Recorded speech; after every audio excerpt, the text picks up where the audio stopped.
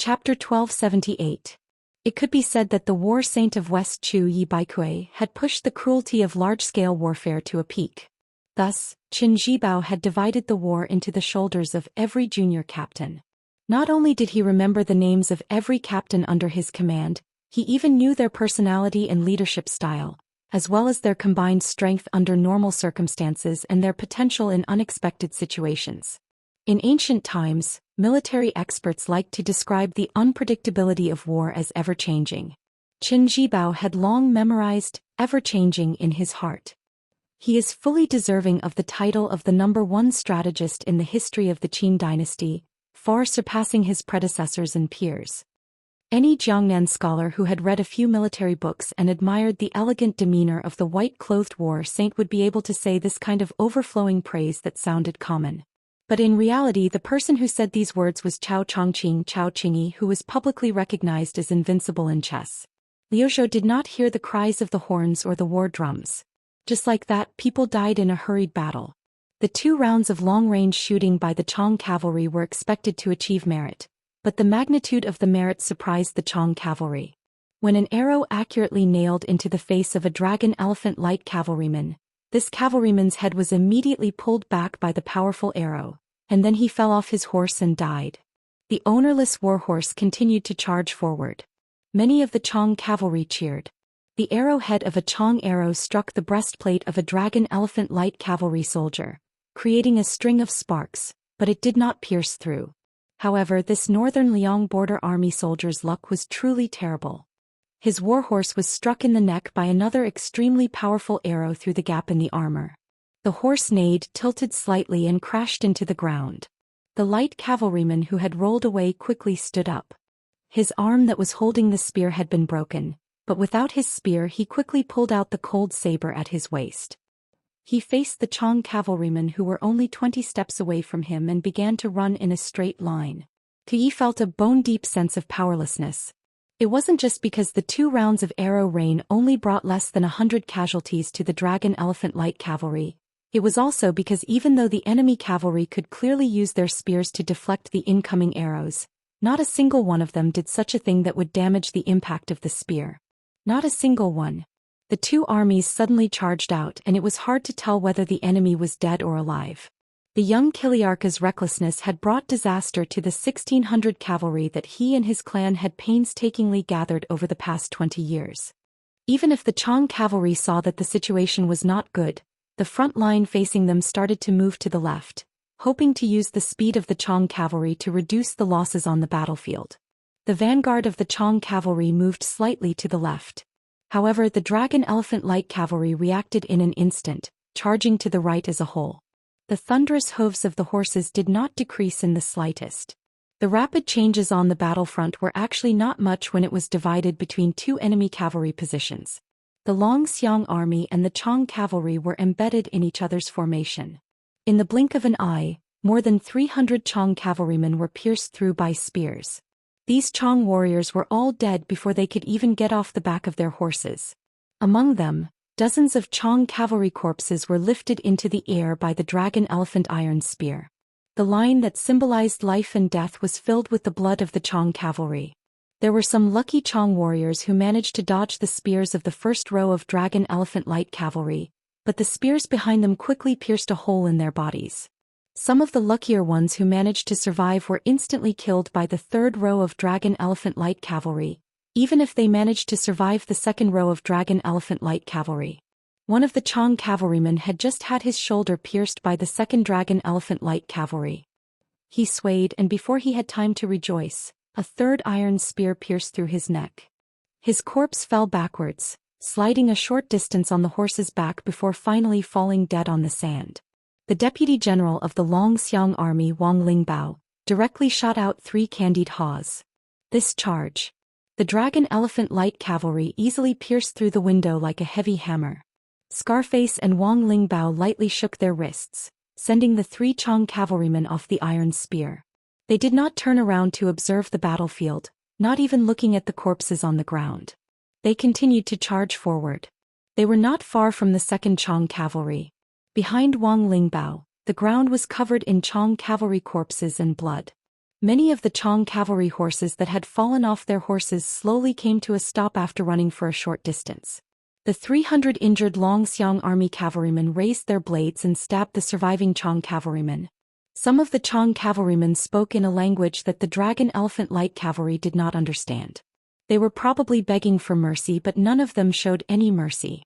Ever since the general led the 100 cavalrymen out of Liaodong, the Su family cavalry did not have the habit of taking captives in.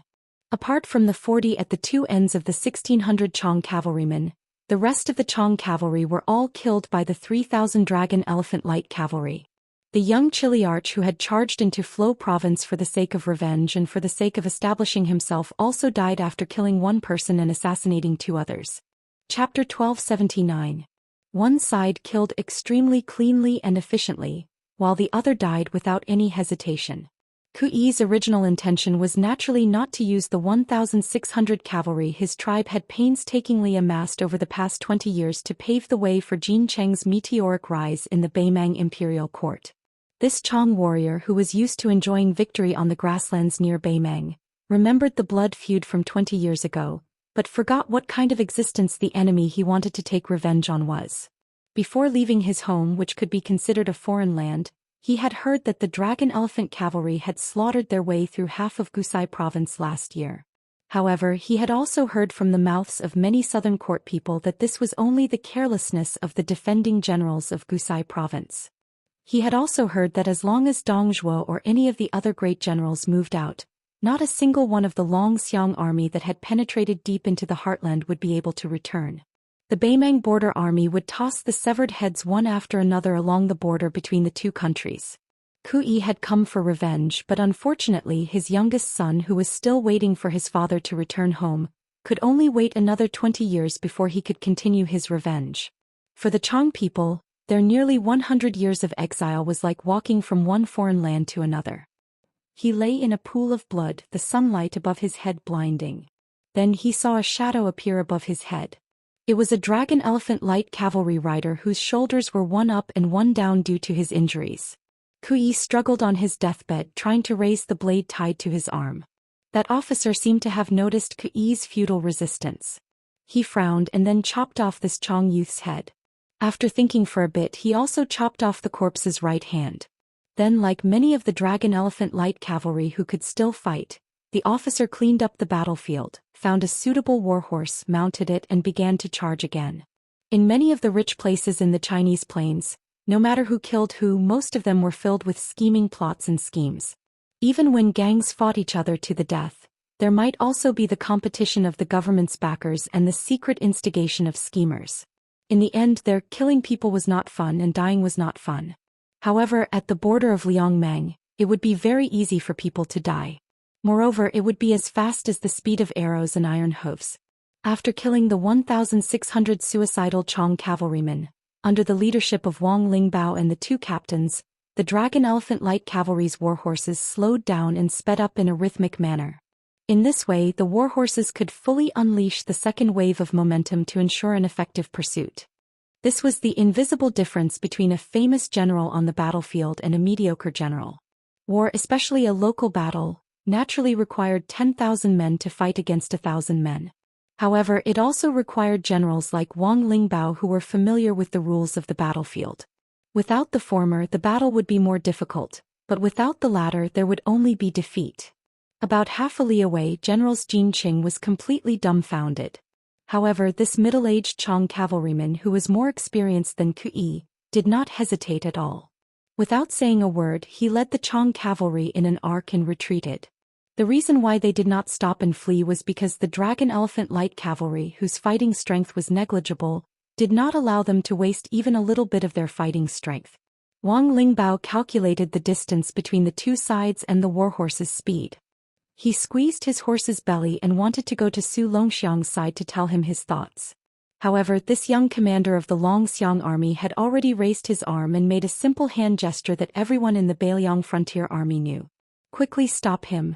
Su Longxiang, who had not displayed much fighting strength in the previous charge, had only used his war blade to kill 3 Chong cavalrymen. He had only chopped off their heads. When Wang Lingbao saw the commander jump up high and abandon his horse, he began to run with his blade in tow. Wang Lingbao laughed, not knowing whether to laugh or cry. Our commander really makes one feel helpless. After Su Longxiang made that hand gesture, the dragon elephant cavalry that had been purposely maintaining an orderly formation finally changed. The more than 400 cavalrymen charged out of the army in an instant. These elite cavalrymen decisively followed the war god commander in their hearts to kill the remaining 7,000 Chong cavalrymen. The aristocratic families were particular about the fact that the country could be destroyed, but the legacy of the family name could not be destroyed. However, for an army, the backbone supported by countless martyrs could not be broken. The backbone of the Bailiang cavalry. It would rather be broken. As for whether or not the Baimang had the ability to break this backbone, they would have to kill each other. As Su Longxiang ran faster and faster, a giant black tiger rushed to his side. Then the 400 cavalrymen behind the black-clothed youth and the 2,000 dragon elephant cavalry saw an extremely strange scene. Su Longxiang bent down without slowing down, his hands grabbing the two legs of the black tiger. His body spun, and just like that he smashed the black tiger into the center of the Chong cavalrymen. After the giant black tiger crashed into the ground, it continued to roll. Dust was kicked up from the ground. Countless mud-like corpses and a large number of people were thrown off their horses. Scarface and Wang Lingbao's mouth could not help but twitch. Those fellows that were smashed would definitely be in a lot of pain. When the 400 fast riders at the front were about to catch up to the tail of the Chong cavalry, Wang Lingbao glanced at the large crater that was created by the black tiger's explosion. On the mashed-up corpses, large flowers of blood bloomed. Chapter 1280. The first year of Shangfu. Early winter. Near the city of Liangzhou, a delicate and pretty girl in thin clothes and a young monk in a shabby kasaya were walking together. Stupid Nanbei, we're almost at Liangzhou. Why am I getting more and more nervous? It's almost as nervous as the first time I peeked at the love letter that the vixen at the foot of the mountain wrote to my father. You're nervous when you're close to home. Anyway, Su Fingyan's home is half your home. A monk is pleading for you. Aren't you afraid that the Buddha living in the Western paradise will drown you with a sneeze? Master still has his wife. I don't see him being afraid of wind, rain, or thunder. Stupid Nanbei, we don't even have a copper coin to buy beautiful rouge and face powder this time. Will he think that I'm getting uglier and uglier? How can he? This is your promise. If it's not like this when the time comes, I'll beat you up. Ba. Stupid Nanbei, let me ask you a question. You Buddhists, stop. Wizi, your home is my home. What do you mean, you Buddhists? I was picked up by Master and brought up the mountain. It was Master's wife who helped me shave my hair. Master's wife said that I was crying at that time. Look, how old was I at that time? I already knew that I didn't want to be a monk. Hey, just answer me directly. Why do Buddhists say that the heart is all prajna? Then, are those bodhisattvas' great wishes a kind of obsession? So, how can there be hope to become a Buddha? Lizzie, why don't I answer you after I become a Buddha and burn the Saraira? Is this how you used to preach to those big and small baldies? No wonder the old abbot always likes to owe copper coins. Mother asked me to urge him, but the old abbot always laughed bitterly as if he had eaten something bad. It must be that the old abbot dislikes your preaching. Stupid Nanbei, why are you crying? Can you be a little more promising? The old abbot has become a Buddha, not dead. Cry when you cry, laugh when you laugh, eat when you eat, sleep when you sleep, and recite when you recite. When the wooden fish rings, I am Buddha. This is what my master taught me. Come on, how stupid are you? You can't even comprehend Buddhism. If you become a Buddha, who will be willing to believe in Buddhism in the future? By the way, stupid Nanbei, speaking of the wooden fish, why haven't I seen my father let you knock it? My family doesn't have it either. That's true, but our stingy neighbor Baldi Huining did hide a very precious wooden fish. I heard from my mother that it was carved from the Wutong tree of Shishu. If you hit it with all your might, you could hear it from dozens of miles away. Are you serious? Of course not. Once, Master's wife wanted to go down the mountain to buy a set of clothes that she liked for a long time. Coincidentally, Master didn't have any extra money, so he took me out to hide from Master's wife and secretly met with Abbot Huining to drink. Abbot Huining drank happily and sat on the ground holding the wooden fish for most of the night. At that time I stood outside the door to keep a lookout for them.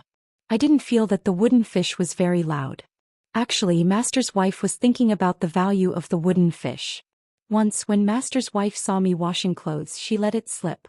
She said that in the future she must bring the wooden fish home and then give it to you as a dowry. How impressive. By mother. No wonder every time my mother saw Baldi Huining a few years ago she would ask him how old he was. Alas, fortunately my mother only wandered around the small town at the foot of the mountain and never went into the Jianghu. Otherwise, which young master would be willing to pay attention to her? Anyway, master is watching over master's wife, and master's wife isn't willing to go into the Jianghu. Besides, master's wife always said that the women at the foot of the mountain are either tigresses that eat people without spitting out their bones or foxes that only have skin but not brains. Especially that great peace city, the streets are full of shameless and indecent women. It has always been master's forbidden area. How can master's wife be at ease with master? Otherwise, master's wife wouldn't have followed master to the capital this time, right? Wu Nanbei. Do you believe that I won't tell my mother? Ba. Master, no wonder you don't talk back every time master's wife scolds you. The more you say, the more mistakes you make. I kind of understand. Stupid Nanbei, what are you muttering about? On the road, the young girl puffed up her cheeks and clenched her fists as if she was knocking on the wooden fish. Dong dong dong, when the wooden fish sounds, I am Buddha. Yaya dong dong dong, the young monk secretly turned his head and snickered. On this day the sun was warm. As the center of Beimang's southern dynasty, Shijing City was originally called Good Son-in-Law City. It was once just a normal city. With the influx of scholars from the north, it gradually had deep and secluded courtyards in Jiangnan. It had thick black tiles and white walls in the style of respecting one's ancestors. It had the private library of an aristocratic family that cultivated and studied. It had the unfamiliar sounds of reading, elegant high hats and broad belts, beautiful women's long dresses that dragged on the ground, and all kinds of food that dazzled the locals.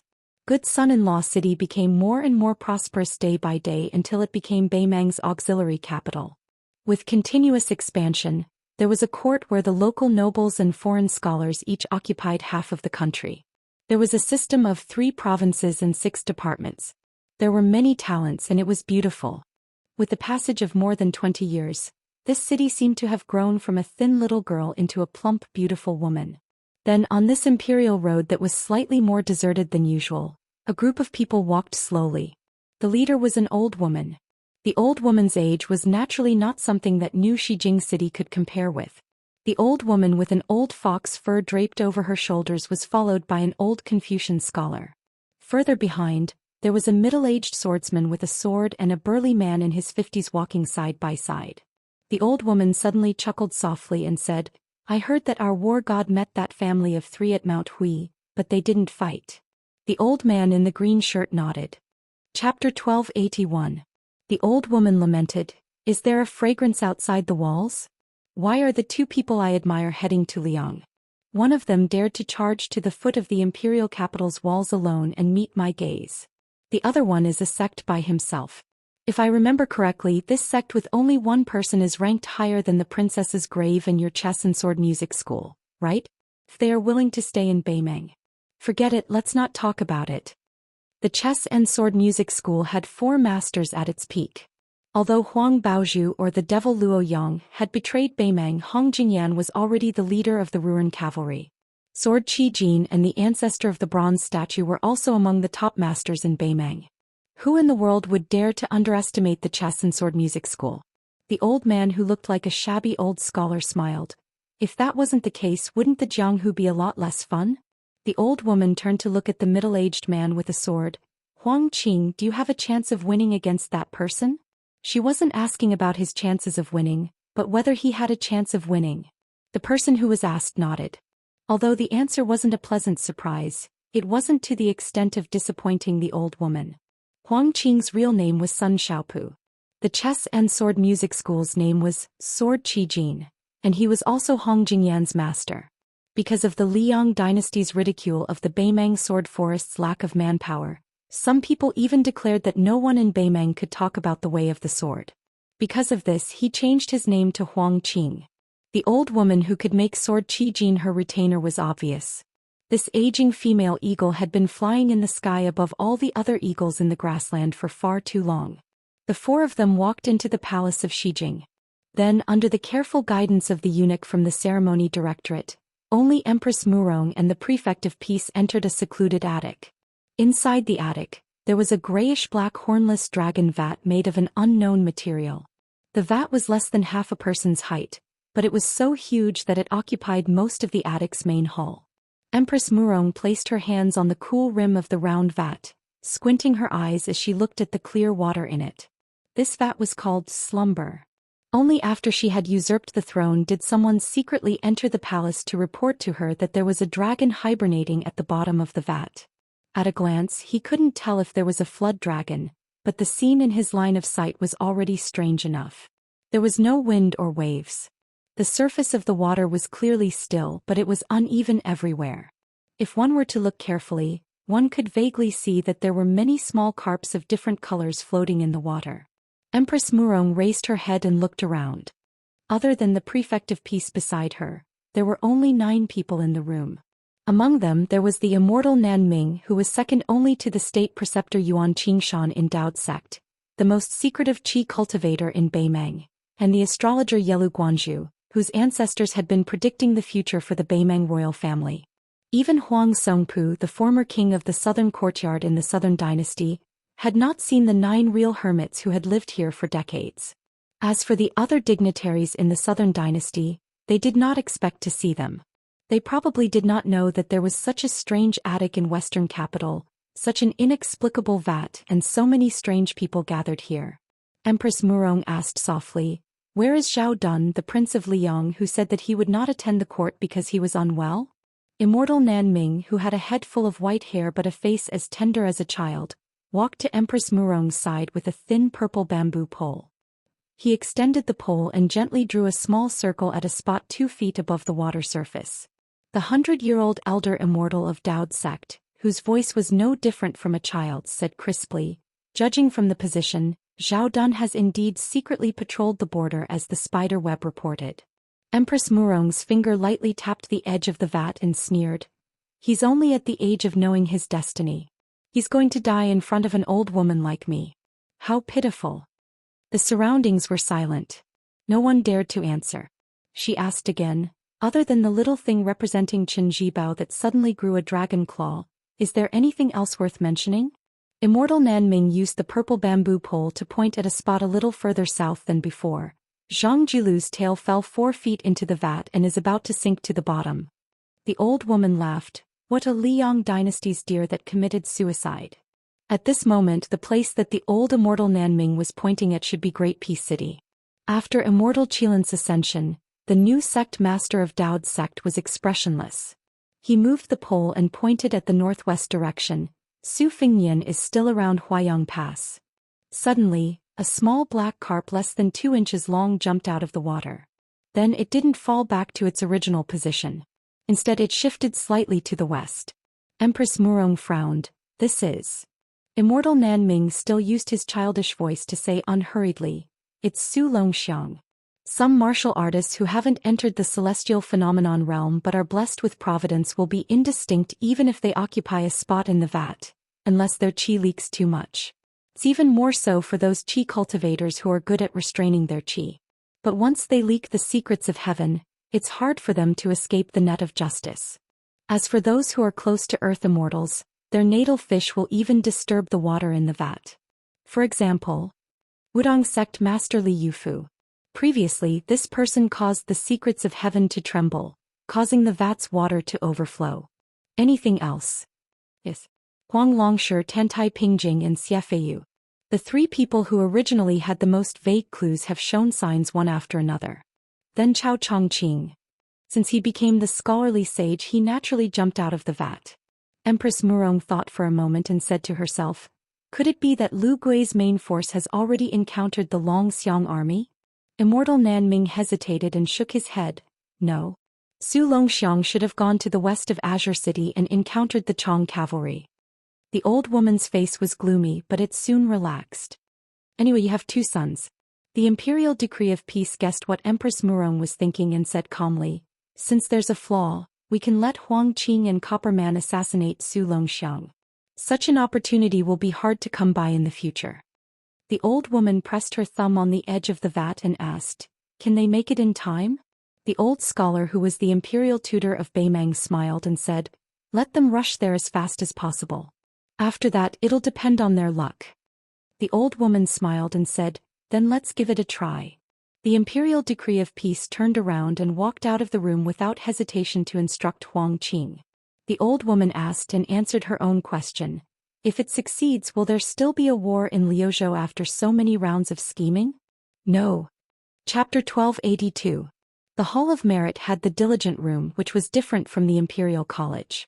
It was for the children of the Zhou family to study. Because the legitimate princes, other than the crown prince of the Eastern Palace, had to be conferred the title of Prince of the Eastern Palace. The diligent room was where the children of the Prince of the capital studied. A small number of descendants of officials who were conferred the title of Marquis were also allowed to enter this place, which was known as the Little Imperial Study. The diligent room had the two positions of junior tutor and junior tutor leading the study of politics. In addition, there were more than 20 teachers with high status who taught the Confucian classics and were personally appointed by the emperor to be the personal teacher of a certain prince or descendant. All of them were great writers of the dynasty. Occasionally, there would be a knowledgeable and highly respected Dahuang who would enter to give a lecture. That group of dragon sons and grandsons, as well as the children of nobles and nobles, entered the diligent room at the age of rushing into the age. Every day they would study for 10 hours, day after day, year after year, all the way until they were married and conferred nobility. Regardless of whether it was winter or summer, they studied without stopping. This tradition had been unshakable for the past 20 years, from the previous emperor to the current emperor. Moreover, the rules of the diligent room were complex and extremely strict. The students who entered the room did not hold a fan in summer or add charcoal in winter. Regardless of their status, they had to bow to the teachers they met on the way. If they made a minor mistake, they would be punished with a bamboo punishment. If the current emperor wrote a couplet, "Stand with sincerity, learn the truth," and hung it on both sides. Other than the obscure Prince Zhao Kai, all of the children, including the crown prince Zhao Zhuan and the eldest prince Zhao Wu, had spent a long time in the diligent room. If the position of junior tutor and junior tutor was said to be extraordinary and was expected to be conferred the title of Marquis, then the teachers of the diligent room were worthy of being called the emperor's teacher. As for the two positions of junior tutor and junior tutor, they had always been empty. The two masters of the Song family had dominated the literary world for 30 years, but they still could not obtain this position. The previous junior tutor, Ma Rong, was the teacher of the previous emperor and the current emperor. He was not well known outside of the capital, but 4 years ago when Ma Rong died of illness, the emperor and the empress personally went to the mourning hall of the Ma family to wear mourning clothes and keep vigil for a night. After Ma Rong's death, the positions of junior tutor and junior protector were empty.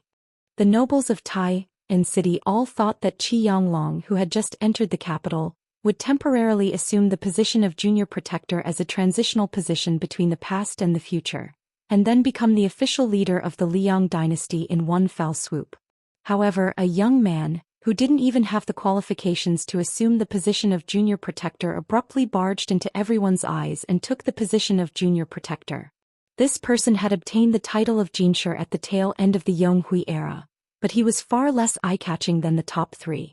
He had entered the Hanlin Academy and served as the Yellow Gatekeeper, but he was also lukewarm.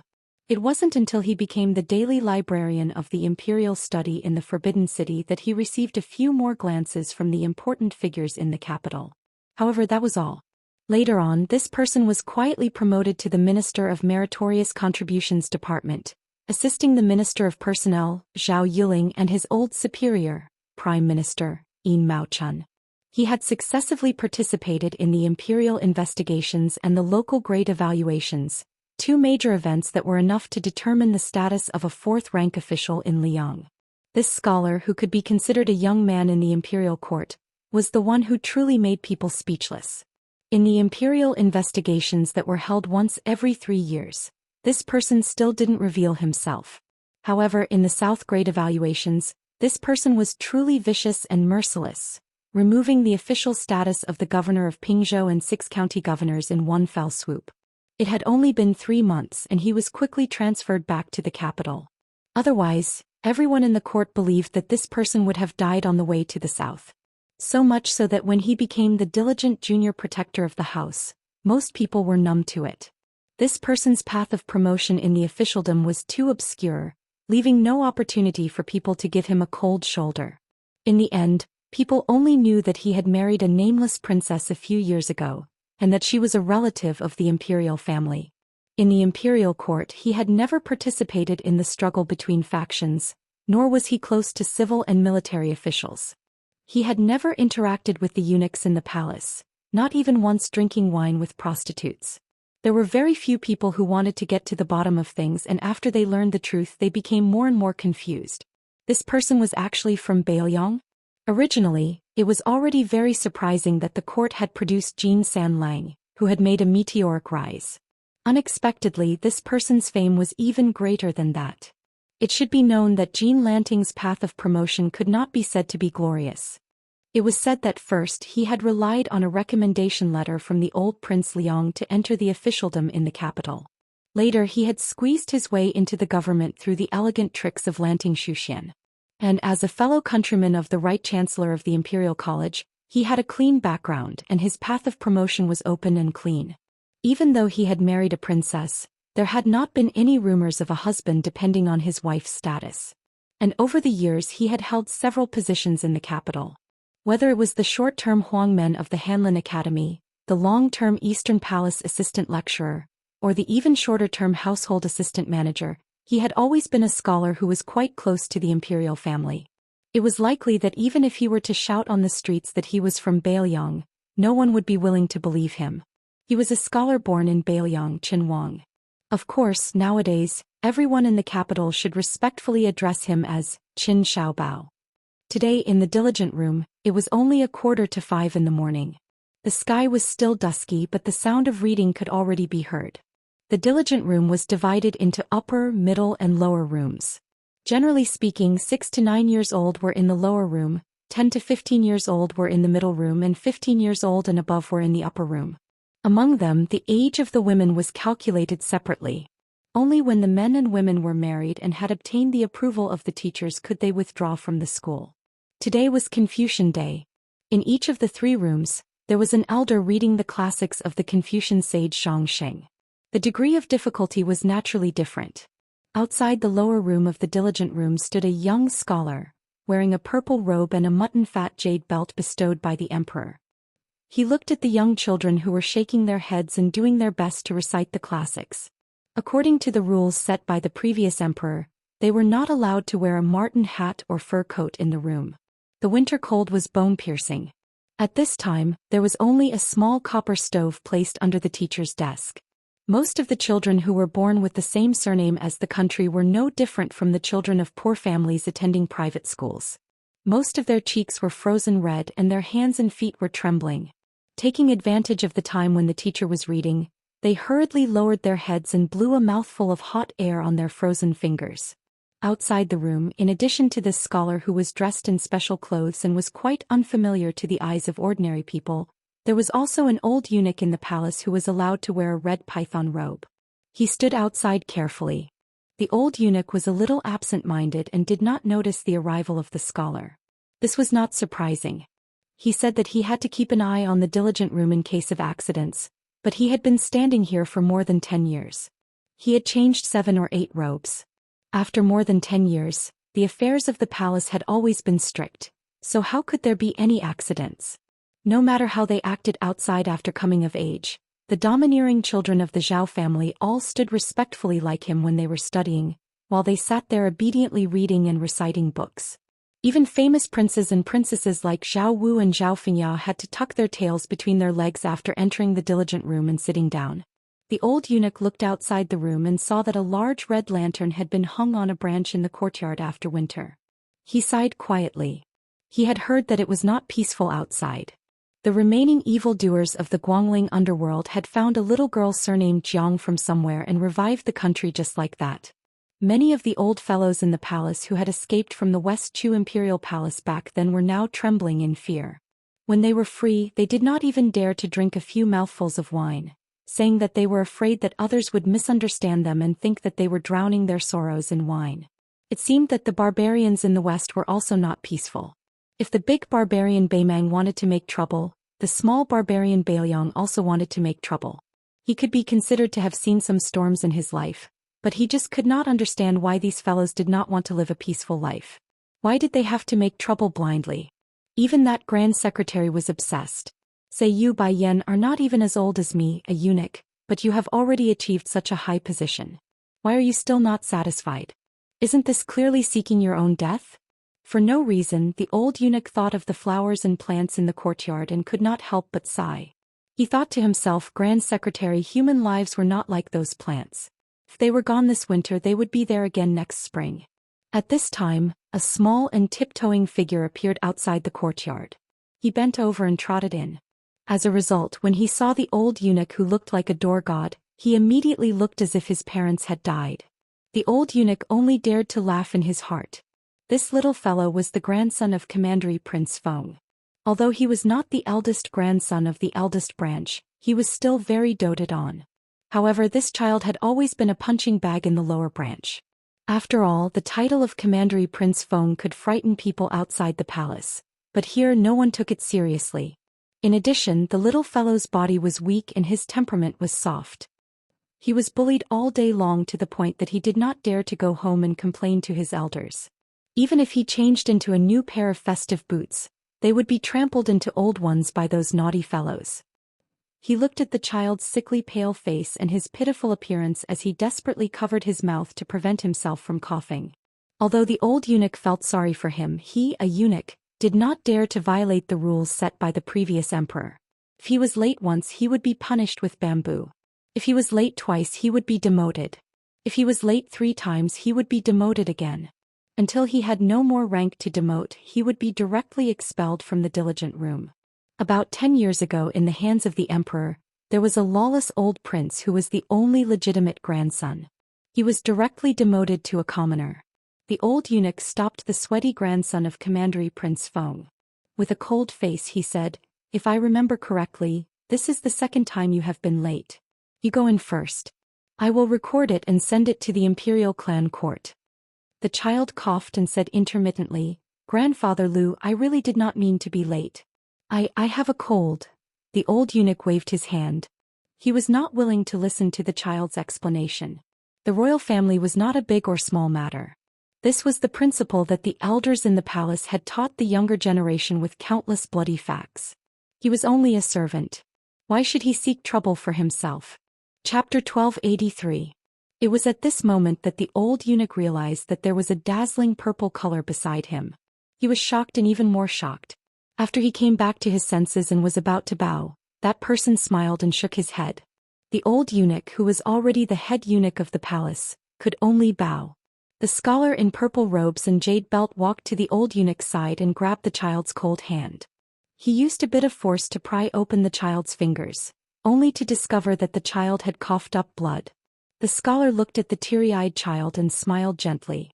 He rubbed the child's head and didn't say anything. He took the child's other hand and crossed the threshold of the lower room. The lecturer in the room was a famous literary figure from the Hanlin Academy. He glanced at the scholar's robes and then at the late child with a displeased expression. However, no matter how far this literary figure had distanced himself from the quarrels of officialdom, he was still somewhat afraid of the deep meaning of the purple robes. He stopped his recitation and reached out to grab a bamboo whip from the desk. With a straight face he said to the child, "Zhao Li, stretch out your hand."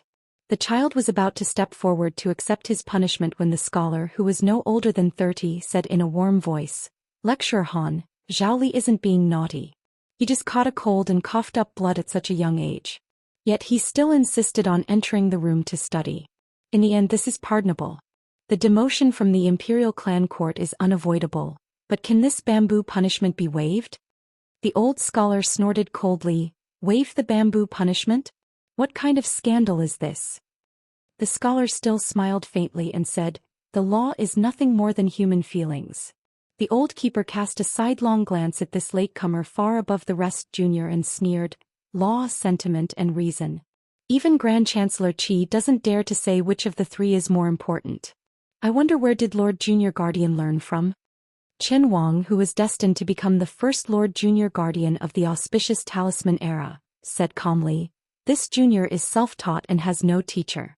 However, Qin Wang secretly believes that as long as there is a reason in the world, there is no distinction between big and small. The Confucian sage Zhang said it, the emperor said it, and even the common people said it. Official Han sneered, then I'll have to ask one more question. This is a reason that anyone can say, but who can prove it? Qin Wang laughed softly and said, it's nothing more than the 4 words of the conscience of heaven and earth. The heaven is fair, the earth is sorrowful, and the two do not interfere with each other. Man is not a plant, how can he not be heartless? Man is not a beast, how can he not have compassion? Official Han's face was ashen as he tightly gripped the bamboo whip that he had used to beat countless descendants of the dragon clan. Other people might respect you and be a bit afraid of you, Qin Wang, but I, Han Yuxing, would not take you, a Baliang barbarian, seriously. The keeper was just about to explode in anger when he noticed a rare guest standing by the door, clad in a bright yellow robe. He quickly put down his bamboo whip and rose to bow. The other children also rose to their feet and saluted. Greetings, Your Highness the Crown Prince. Zhao Zhuan laughed heartily and said, I've disturbed Scholar Han's teachings. Forgive me, forgive me. There is one thing I must explain to Scholar Han. Zhao Li's nephew was on his way to the diligent room when I stopped him and inquired about his well-being for a long time, causing him to be delayed. I will personally inform the Imperial Clan Court. As for the bamboo punishment, if Scholar Han is afraid of breaking the rules, I will take the punishment for Zhao Li. Furthermore, this child is suffering from a severe cold. I have to ask Han Yuxing for a leave of absence. Studying is important, but the body is even more important. We study, we study. It doesn't matter if we die from studying. Studying is a good thing, the more the better. But if we die from studying, then it won't be pretty. Han Yuxing hurriedly smiled and said, Your Highness is too serious, too serious. With the Crown Prince pleading for leniency, Han Yuxing didn't dare to argue. He didn't feel that he was insulting the educated. He only felt that if Sage Zhang were alive he would do the same. Well, didn't Qin Xiaobao say before that the law is nothing more than human feelings? Zhao Zhuan rubbed Zhao Li's little head and said with a smile, Don't forget to ask your aunt for more sweets in the future. Then he let the old eunuch lead Zhao Li to find an imperial physician. He walked with Qin Wang on a dark path. After a moment of silence he joked, Qin Wang, it seems like you're not happy being the junior guardian. Qin Wang laughed and dismissed it. Zhao Zhuan stopped and looked at this guy. He asked seriously, It's said that a place's environment nurtures a place's people. You and our unyielding Jin Sanlang are both people of Baliang. Why are you so different? Qin Wang hesitated and shook his head. He said self-deprecatingly, A place's environment also has its own differences. It seems that when Qin Wang was practicing writing with firewood in the snow, the Right Chancellor was already thinking about how to develop high-quality rice paper. Zhao Zhuan said helplessly, With your personality, who would dare to let you be a local official? This who, obviously wasn't referring to him in general. It was referring to him, the Crown Prince who was supposed to be the regent of the country. Qin Wang smiled. If I were to be sent out, I'd at most be a county magistrate. If my official hat was bigger, it wouldn't be stable. Zhao Zhuan patted his shoulder. Do you think I'm stupid to be willing to use a sledgehammer to crack a nut? Qin Wang didn't reply. Zhao Zhuan suddenly asked, How do you evaluate the Grand Secretary and Chancellor Qi? Qin Wang didn't hold back and said straightforwardly, Zhang Jilu's personality is strict and fearsome, like the scorching summer. Qi Yanglong's personality is gentle and cute, like the warm winter day. No matter if it's their ability to govern the country or their personal integrity, they are close to saints. It's my honor to be able to be an official with them. Chapter 1284. Zhao Zhuan sighed, It's a pity that a mountain cannot accommodate 2 tigers. Zhao Zhuan quickly smiled. The Minister of Revenue Wang Xiongui may go to Guangling as the administrator. Do you have any thoughts about this empty position? Yin Maochun will definitely look down on this small temple, so you don't have to worry about competing with him. The Minister of Appointments, Zhao Yuling, the Minister of Rights, Bai Gua, and the Minister of Revenue Wang Xiongui. Along with the Prime Minister Yin Maochun, they were all once the favorite students of Grand Secretary Zhang Jilu and Tantanan. Now only Wang Xiongui, who was publicly acknowledged as the least talented of the 4 scholars of Yonghui, was still persisting in supporting the facade. It sounded like even Wang Xiongui was going to leave, and to become the Guangling administrator, the biggest joke in the world. Even a blind person would understand the meaning of the imperial court's words. To kill a flying tiger, first cut off its wings. Qin Wang only shook his head and said nothing. Zhao Xuan grunted and reflected, I was too hasty. Not only did I not help you, I even made you the target of public criticism. You're halfway through a journey of 100 li. Zhao Xuan seemed to be talking to himself. Father is secretly patrolling the borders. It doesn't seem like a good idea to drag it out and delay the court session. Chen Wang, who had once been evaluated by Ma Rong as being prudent, did not say these two words. However, Zhao Xuan looked at the dawn sky in the east, and his eyes were already burning. Regent. After Zhao Xuan withdrew his gaze, he was once again the gentle and gentlemanly crown prince. He smiled. I heard that Mr. Yuan brought someone with him on his travels. Qin Wang asked, Can I tell you? Zhao Xuan smiled helplessly. Why can't you and I talk about it? That person is the young phoenix of the Song family, Song Kelly, who is regarded as a fallen phoenix. Qin Wang asked doubtfully, Isn't Song Kelly a county magistrate in a county north of Guangling? This person is quite accomplished in suppressing the bandits. This is an impressive achievement, but it was deliberately suppressed by the higher-ups. Zhao Xuan took a deep look at Qin Xiaobao. Then he smiled so widely that his eyes narrowed into a line. He pointed at the cautious guy with his finger and said, Keep pretending, keep pretending. Others might not be aware of Mr. Yuan's plan, but how could Qin Wang not grasp the crux of the matter? The Song family was destroyed in an instant. No matter how it appeared on the surface or what it did behind the scenes, most of the old foxes in the first 5 or 6 rows of the imperial court actually saw one thing clearly, but those who could see two truths were really not many. Grand Secretary Darren and Yin Maochun are definitely 2 of them. Next, even if there is only one person left, it will definitely be you, Qin Wang. Qin Wang didn't admit anything, but he didn't deny anything either. Zhao Xuan sighed softly. Yin Maochun, Bai Guo, and Song Dongming were all Mr. Yuan's Minister of Concealment candidates. Even if the latter 2 were eliminated, Yin Maochun should have been the next Grand Secretary no matter how you look at it.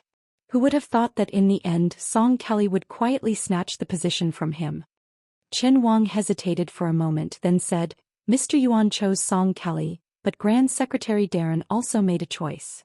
Zhao Xuan was really confused about this matter. He asked curiously, It definitely wasn't Wang Xiongui, nor was it Zhao Yuling. Then who could it be? Qin Wang said calmly, The Minister of Rights, Bai Guo. Zhao Xuan instinctively laughed. He clearly didn't believe this absurd statement. Bai Guo. Impossible, impossible. Even though Bai Guo has an excellent reputation throughout the court, and everyone in the capital's officialdom is close to him. I also admire this wanton and extremely talented Minister of Rights. But if you say that after more than a decade of careful selection, Zhang Julu finally chose Bai Guo, who had given up once, to be the next master of Gu Hut, I wouldn't believe it even if you beat me to death. Qin Wang said calmly, I can't really beat you to death, Your Highness. Zhao Xuan froze for a moment, then burst into laughter. In his mind, Qin Wang was a person like this old man who would never joke. These words really opened his eyes. However, after laughing, Zhao Xuan began to think deeply. In order to pave the way for him, it wouldn't be an exaggeration to say that his father had spared no effort and calculated everything. Among them, the one that gave his father the most headache and pain was undoubtedly the Minister of Rights, Green Eyes. After Zhao Xuan acknowledged Grand Secretary Darren's contributions, he had absolutely no good impression of Zhang Julu. Before His Highness the Crown Prince, the 4th Prince Zhao Xuan was extremely fearful of this Grand Secretary, who had no selfish desires even though he had the power to overturn the court. If Zhang Julu was only a scholarly sage who devoted himself to learning, he would at most be made into a statue by the court and placed on an altar beside Sage Shang. It was very simple. However, Zhang Julu was different. He valued merit over learning. He was a typical powerful minister. In the depths of Zhao Xuan's heart, he felt that Zhang Julu was a lifeless living dead. He wanted nothing more than to stay away from him. If Zhang Julu really did as Qin Wang said and chose his former favorite student Bai Guo to be his tomb keeper after his death, then Zhao Xuan would have to carefully weigh the pros and cons. Song Kelly, who needed many years to mature, could be easily dealt with in the future even if Zhao Xuan didn't have any tricks up his sleeve. This was just thinking about the future. This was because every new emperor was never afraid of any new officials. They were only afraid of those old officials. It was obvious that Baigua could become a great threat close at hand. This was the immediate worry. Qin Wang didn't disturb the crown prince's thoughts. After waiting for a while, seeing that he still hadn't come back to his senses, he quietly turned around and left. After a long time, Zhao Xuan opened his arms and stretched.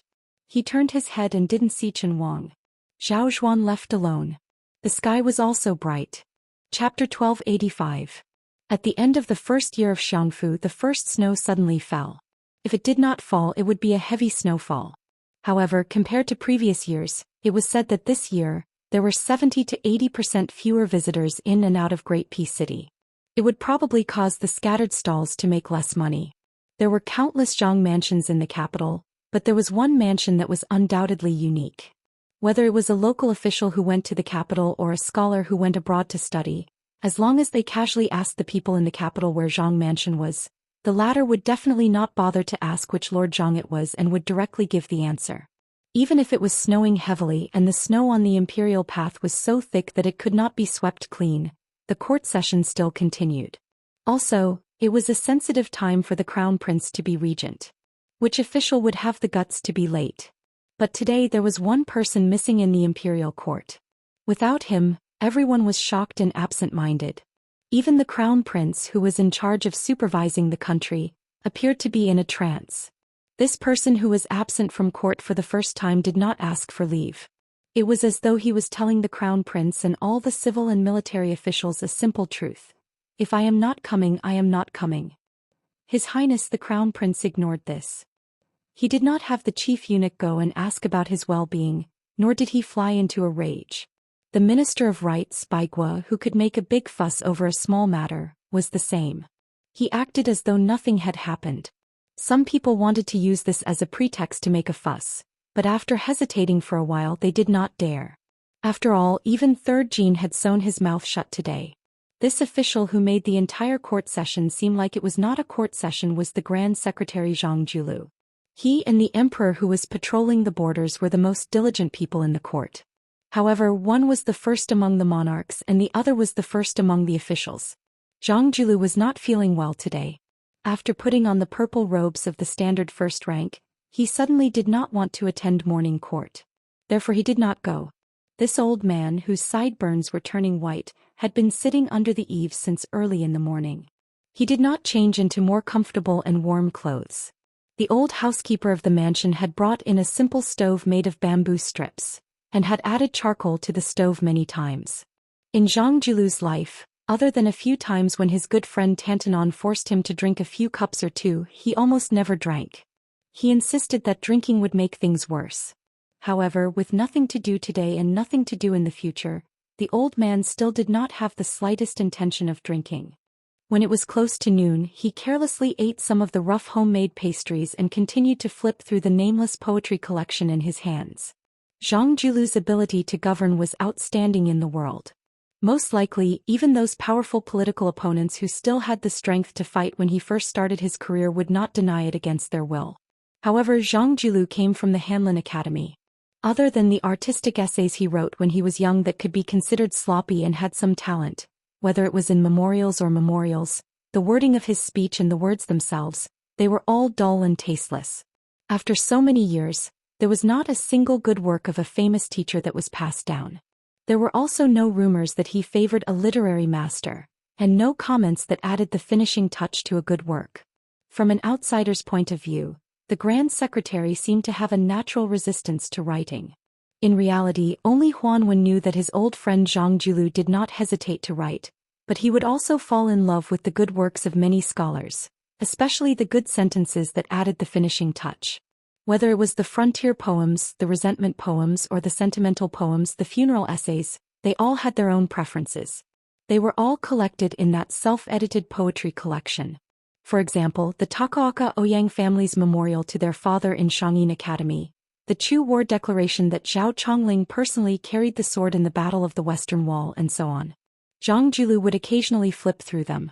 Among them was Huang Longshi's, "The Yellow River runs for more than 1,000 miles to the north. The air of grievance turns into black clouds. There was also that line by that person who had been scolded as Mei Su Mei Liang back then. There is no war in the horizon, the energy of war dissipates into the sun and moonlight. There was also a famous palace resentment line from an unknown person in the previous dynasty. Outsiders do not see a smile, the heavenly treasures last year's is a gift for the world. Su Weisheng's took up a lot of space among the 300 or so. Even some of the poems that Su Fingyan had clearly bought with a large sum of money were included. This was probably the so-called magnanimity of the prime minister. The old steward suddenly jogged up the steps and said in a low voice, "Old master, the young master has come." Zhang Julu was slightly puzzled but did not say anything.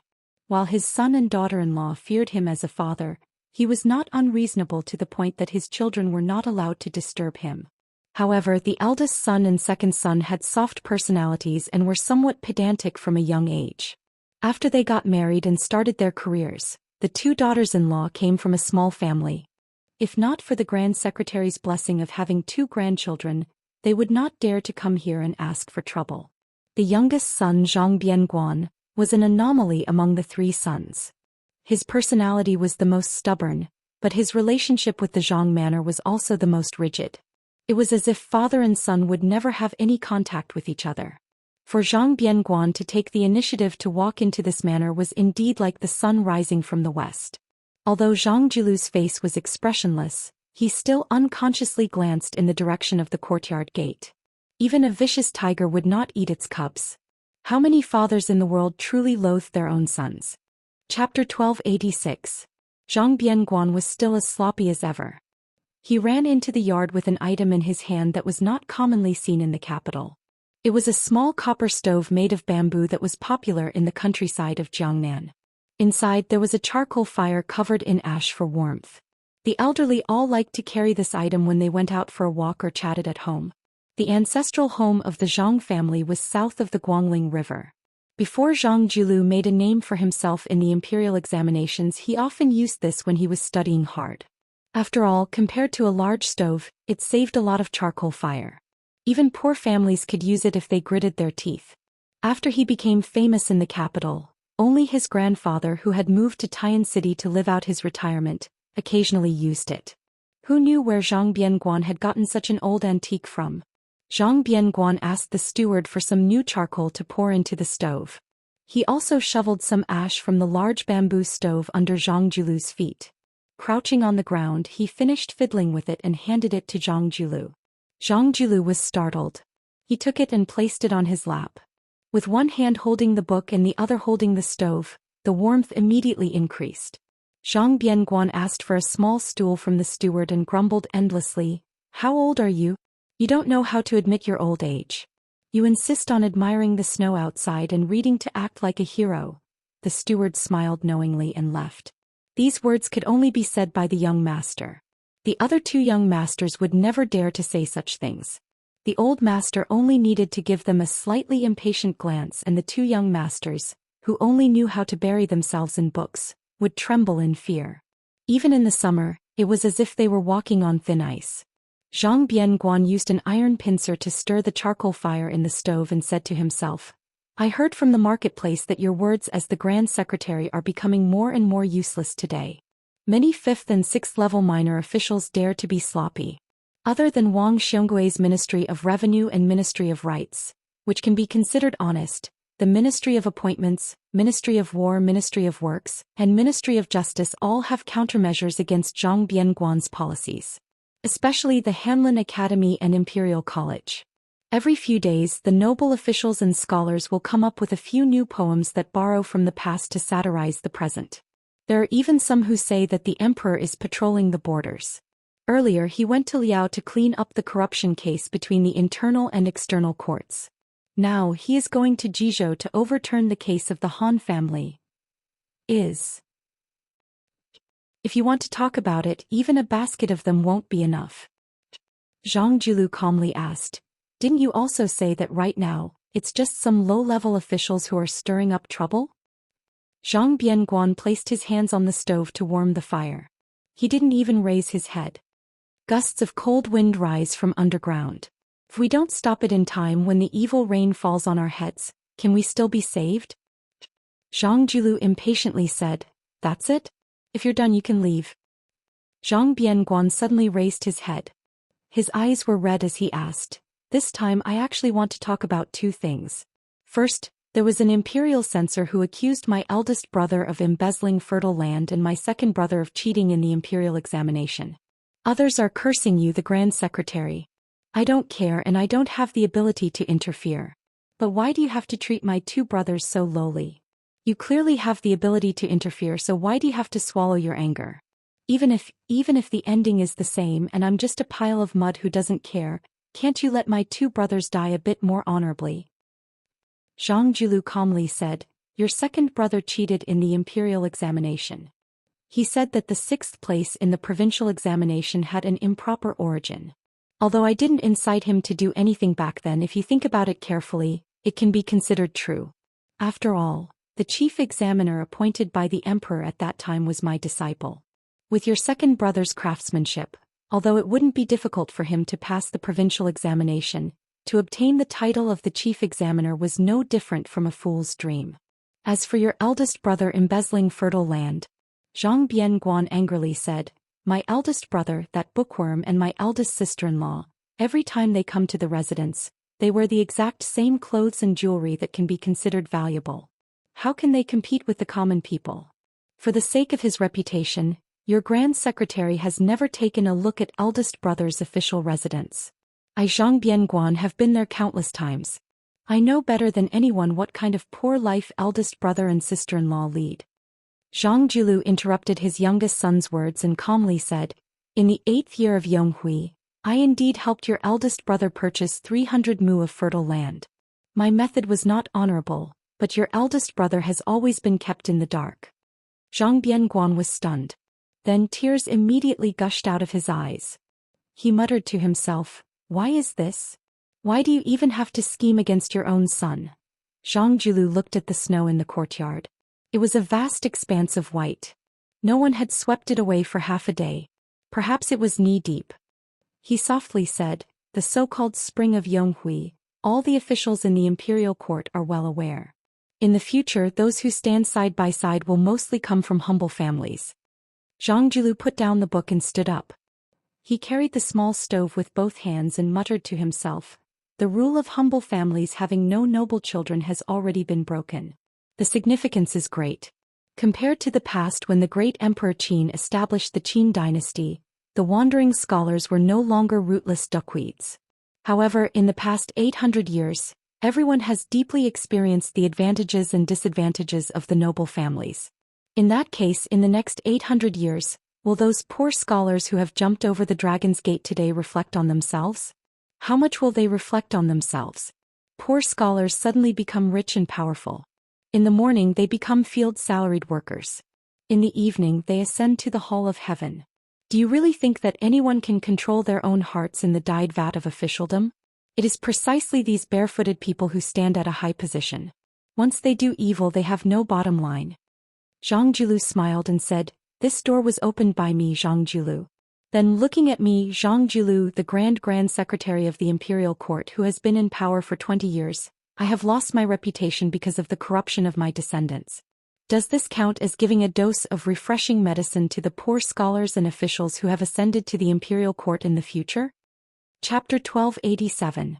Zhang Bianguan slowly raised his head. With tears streaming down his face, he said in a trembling voice, "Father, you are always so high and far-sighted, saying the loudest words under the heavens, doing the boldest things under the heavens. But have you forgotten to turn around and look down at us, your children?" Zhang Julu did not turn his head to look at his youngest son. He sneered and said, "What, are you afraid? That's right, who in this world is not afraid of death? Even those upright officials who frequently ask their families to prepare coffins and then generously go to their deaths are also afraid of death. For some reason I thought of an interesting matter. Some of the officials who had been thrown into the imperial prison were not afraid of death, but they were more afraid of dying without knowing why. Almost all of them used charcoal pens to write suicide letters on the walls of the prison. Perhaps the common people did not know that a charcoal pen in the imperial prison cost several hundred taels of silver to buy. For the poorer ones it was not a problem for them. Dipping their fingers in blood, They were still able to write a letter in blood that was both praiseworthy and tragic. Your eldest brother is inflexible, he cannot do this kind of thing that can accumulate prestige the most. Your second brother is slightly more clever. If he is lucky enough to become an upright and noble official, he would not dare to do it even if he wanted to. As for you, Zhang Bianguan, you probably feel it is beneath your dignity to do it? Zhang Bianguan stood up and snatched the small stove from Zhang Julu's hands. He fiercely smashed it into the snowy ground below the steps. The raging charcoal fire that rolled out of the stove quickly dissipated. Zhang Julu did not care about this son's disobedient behavior. Not to mention licking his children's affection, he even wanted to personally serve his sons 3 bowls of death rice. Even if his son wanted to beat him, the Grand Secretary, a few times, it did not seem to be a big deal. Zhang Julu slowly turned his head. Looking at his ashen-faced youngest son, he asked, "Do you really think your eldest brother and second brother do not know the situation of the imperial court at all? Do you really think they do not know the fate of the entire Zhang family? Only you, Zhang Bianguan, can be smart all your life, but they can't be smart for once?" Zhang Julu retracted his gaze and sneered, "Then you are too self-righteous. Among my sons, you, Zhang Bianguan, are the most thoughtful. But your 2 brothers are pedantic, but how can they be stupid? They have been influenced by the political situation for so many years. No matter how pure their thoughts are, they have long been enlightened." Zhang Bianguan squatted down and murmured, "Back then you insisted that our 3 sons could only marry women from small families. You were waiting for this day, right? If she was a woman from a noble family, she would implicate many people. When the time comes when His Majesty the Emperor wants to kill people, he will also be overcautious. You really are a rarely seen Grand Secretary with a conscience, not making things difficult for the monarch sitting on the dragon throne. Eldest sister-in-law and second sister-in-law can both be considered to be good at managing their families. These years, their families can be considered to have benefited from the Zhang family's glory, profiting greatly in the open and in the dark, vaguely becoming a large family in the local counties. You even made an exception and turned a blind eye to this. Hey, you are doing this to make your conscience feel a bit better, right?" Zhang Julu did not say anything. Zhang Bianguan rubbed his cheeks. He looked at the small stove left behind by his grandfather in the snow and said quietly, "Father, in order to become a good official from the very beginning at my grandparents' side, you were not a good son. Then you were not a good husband. Then when you came to our side, you were not a good father. In the end, you were not even a good grandfather. Was it really worth it?" Zhang Julu raised his hands and blew out a mouthful of fog. He smiled and said, "A good official?" Zhang Julu was in a daze. He still remembered that his best friend Tantanon had once said some drunken words. To him, it was easy to be a loyal and treacherous official, it was easy to be an honest and muddle-headed official, but it was the most difficult to be a good official sandwiched between the monarch and the common people. It was difficult to explain clearly in a few words. It was already very difficult to control the monarch's world, and it was even more difficult to win a good reputation in life or in death. Zhang Julu suddenly said, "When I was young, I read an anonymous frontier fortress poem. In it, there was a line, riding a horse to the west, wanting to reach the sky, passing Qi to the west, feeling that the sky is low. I was especially fascinated. I always thought that if one day the official career was not successful, at worst I would just throw away the pen and join the army. I would go and see with my own eyes the scenery of the vast wilderness and the sky at the border. That way my life would not be in vain. But later, when the official career was stable after your mother gave birth to you, she gave you the name Bianguan." For some reason, Zhang Bianguan calmed down a lot. He squeezed out a smile and said self-mockingly, "Because of this unworthy name, I have been ridiculed for so many years by the group of second generation in the capital. They said that you, the Grand Secretary, should have been named Zhang Taiyan or Zhang Jingcheng." Zhang Julu smiled and walked down the steps. He bent down to pick up the small stove. He picked up the iron tongs and put some charcoal into the fire. He handed it back to the young son and said softly, "I know that your hearts have been cold for many years. Father can't do anything." Zhang Bianguan was stunned and forgot to speak. Zhang Julu waved his hand and asked the steward to bring a small stool. After sitting down, he asked, "The reason for this trip, is it because Man Heir asked for a letter of divorce from you? Do you feel that you can't vent your anger? You have been with the chicken and the dog for so many years, but at this juncture she abandoned you and left? Do you feel like husband and wife are birds in the same forest and fly away separately in the face of disaster?" Zhang Bianguan, who was asked several questions in a row, shook his head and said, "I don't mind her doing this." Zhang Julu wanted to say something but stopped. In the end he just said, "Don't be angry at her. Among the 3 daughters-in-law of the Zhang family, she has it the hardest. It's hard for her to be an evil person. She's such a smart and kind girl. Our Zhang family has let her down." Zhang Bianguan looked straight at his father. The latter asked back, "Do you understand?" Zhang Bianguan suddenly remembered something and suddenly choked with sobs. When a woman is ruthless, she is the most ruthless. When a woman is infatuated, she is the most deeply moved. Zhang Bianguan seemed to have untied the knot in his heart and nodded vigorously. Chapter 1288. Zhang Julu smiled and asked, "That Tantanon always said that even if one has eternal fame, it is not as good as a cup of wine when one was alive. In the past I did not believe it. Why don't the 2 of us drink a few cups today?" Naturally, Zhang Bianguan would not refuse. Thus, the most powerful official in Jingdo and the most useless playboy of Great Peace City, this pair of strange father and son, separated by a stove, sat across from each other on a small stool and slowly drank wine. The wine jug was placed on the edge of the stove. Zhang Bianguan said, "Father, in reality no one is angry at you." Zhang Julu drank a mouthful of wine and did not speak. Cup after cup the father and son drank like this. The steward tiptoed over to deliver a second jug of wine. Along the way he brought a thick fur coat for the Grand Secretary. In the end Zhang Bianguan staggered away in a drunken stupor. Zhang Julu saw him to the gate of the mansion and gave the fur coat to his son to wear. Zhang Julu stood on the steps and reached out to catch some snowflakes in his hand. There was nothing one could do about the affairs of the world. When one could say it, one did not want to say it. When one wanted to say it, one could not say it. Perhaps half a year ago, no one would have believed that the West Chu Navy would be able to fight the Guangling Navy downstream like a lion hunting a rabbit. Like an arrow on a bowstring, they were only waiting to go down the river and head straight for the spring snow building. Even in the darkness, just by the light of the lanterns, those towering ships exuded a savage aura of war. Presumably, every old remnant of West Chu who saw this scene would find it hard to restrain their joy and sorrow. For 20 years, the world had only heard that the Bailiang cavalry was the best in the world. Did anyone remember the majestic sight of the Dechu Navy of the past? In the last few months, there had been an endless stream of old remnant people walking or riding carriages to the riverbank to look at this scene from afar. They either knelt or clasped their hands, all of them weeping and then laughing madly as they returned home to tell their old friends. Chao Chongqing personally commanded the navy. The Divine Phoenix was named after the capital city of Dechu. A middle-aged Confucian scholar in green, who had been holding a lantern and admiring a painting, raised his head and gently extinguished the lantern. Walking out of the cabin on the top floor, he gazed toward the right bank of the Guangling River. He saw a group of cavalry dressed differently from the navy suddenly appear. Afterward, the leading knight and a few retainers leisurely crossed the river on a small boat. At the bow of the small boat stood a person. His figure was tall and slender. As the boat approached, the knight's face became clearer under the light. He was determined, conceited, and full of heroic spirit. He lacked the gentleness of a gentleman. However, this young man really couldn't ask for more.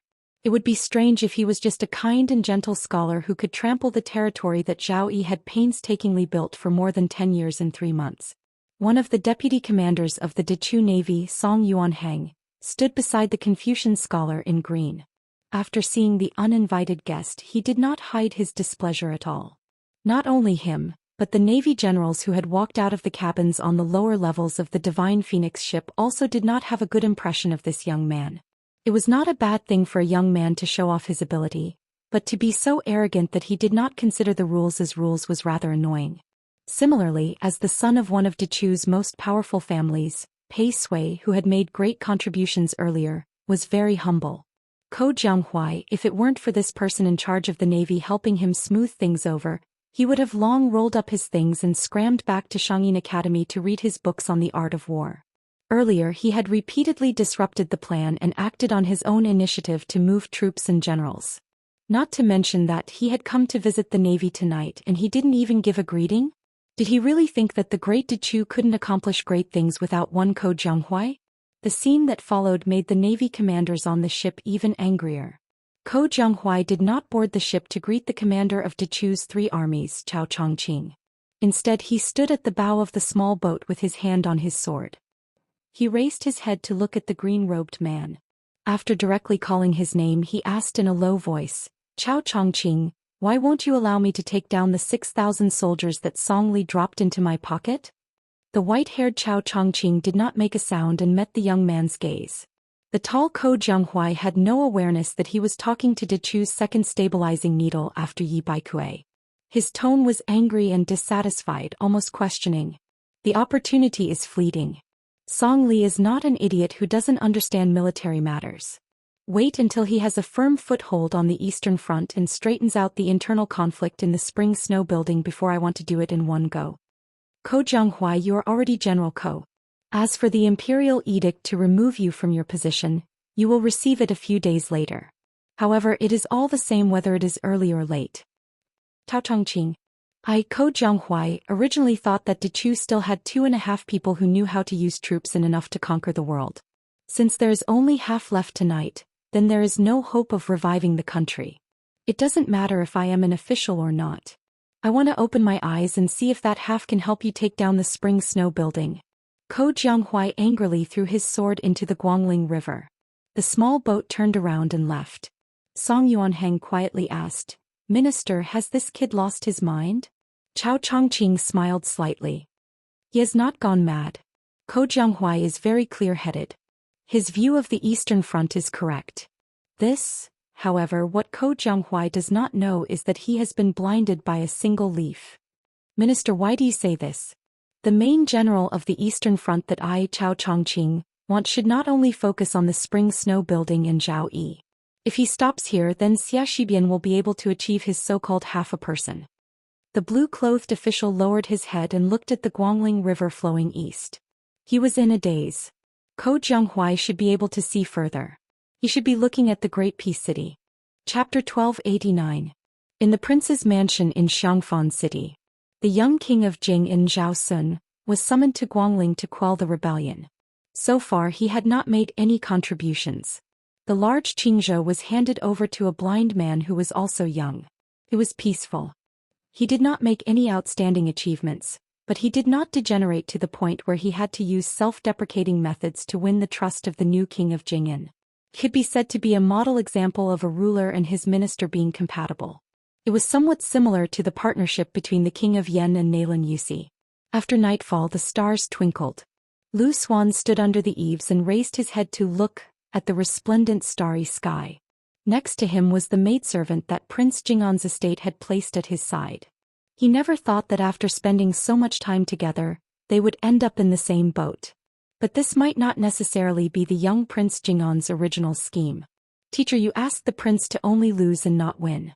When the time comes and the Zhao family loses face, the emperor will most likely blame you, right?" "Of course he will, and it will be a heavy punishment." "Then why did the prince agree? When the old and the new take over, the new emperor will bring in new officials. The close and distant relationships of the past will be overturned. Often it is not about contributions, only loyalty. It is about enough to use a few thousand lives in Qingzhou to show loyalty. When the old emperor deliberately suppresses someone, it is to pave the way for the new emperor to use. Otherwise, who will remember the good of the new emperor? Most of the wise emperors who retired from the stage in history liked to do things in such an obscure way because they were worried that the new emperor would have no one to use. Also, chaos is inevitable. After His Royal Highness loses this time, other than expressing his stance with the emperor and the crown prince, he can also take the opportunity to remove himself from the chaotic world and observe the changes quietly. Teacher, do you count as a scholar who knows everything in the world without going out? I, as a teacher, am still lacking compared to Mr. Yuan of Great Peace City and Mr. Nalin of the King of Yen. Teacher, you are too modest. Blind Lu Su smiled but did not speak. Teacher, tell me some more principles. Although I don't understand, I like to hear them. How can there be so many principles? I am just full of complaints. Teacher, don't be angry when I say this.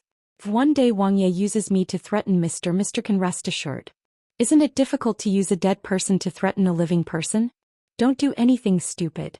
If you kill yourself with Xiao Sun's personality, I won't be far from death either. Otherwise he won't be able to sleep well with a so-called confidant that he can't control.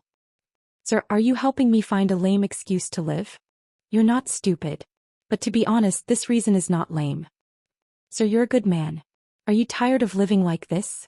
What's so tiring about it? At the very least, it's easier than cheating people by gambling in Yongzi Alley a few years ago. Sir, I think you have great wisdom. But I can't tell whether you're wearing new clothes or old ones. I'll know if I touch it. After taking it off. See no evil. Sir, don't you like to say that you're blind? Lu Su suddenly laughed. Then he said softly, Xiao Sun Sun Huainanzi is called a beautiful jade, but if you break it down, isn't it a Sun Emperor? Lu Su sighed. The backbone of us scholars will be broken in a few days. It was the same night but far away at the border. Along with the sound of horse hooves in the distance, Jizhou's wild goose castle, which was not inferior to a border town, was like a giant beast that had been awakened. Almost instantly, countless lanterns and torches lit up at the same time, illuminating the castle as bright as day. There was a moat outside Wild Goose Castle. As the city gate was opened, the bridge was slowly lowered. The 7 or 8 riders did not need to wait for a moment before they rode their horses onto the bridge and entered Wild Goose Castle. Inside the city gate, a large group of Li family members were kneeling in Wild Goose Castle. There was the reclusive old castle master Li Chulin, the eldest son Li Yunya who had specially rushed home from Jishi, and a group of elders who were rarely seen. No one was absent. Other than Li Huoli, the eldest son Li Huoli who had suddenly died after traveling south to Jiangnan, the entire Li family who was like a local tyrant in Jizhou was present. Even the old castle master's 80th birthday 2 years ago was not as grand as this. The leader of the 7 or 8 riders had an unfamiliar face. His face was pale and he looked like he could not stand the extreme cold of the winter in the north. He wore a thick fox fur coat from Liaodong. Probably because he was old, he had already nurtured his loftiness to be very restrained and did not give off an overbearing feeling. Other than the father and son pair, Li Chulin and Li Yunya, no one in Wild Goose Castle knew the identity of this graceful man. However, with the help of the brilliant lights in the corner of their eyes, the others could still see some clues.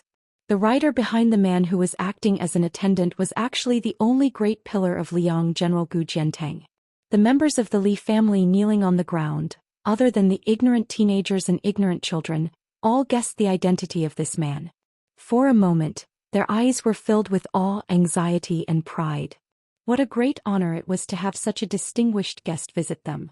How glorious was it to bring glory to their family. Perhaps because Gu Jiantang had reminded them before, Li Chulin and Li Yunya only knelt to welcome him and did not greet him superfluously. The man dismounted from his horse and smiled warmly. The north is cold and the land is cold. Besides, the records of rights of the king states that 80 strokes of the rod should be used in court. Old castle master, please rise. Everyone else don't kneel. The 6 riders behind him dismounted at the same time. General Gu Jiantang, who was in light armor and carrying a saber, stepped forward silently and helped the man lead his horse. Li Chulin stood up carefully.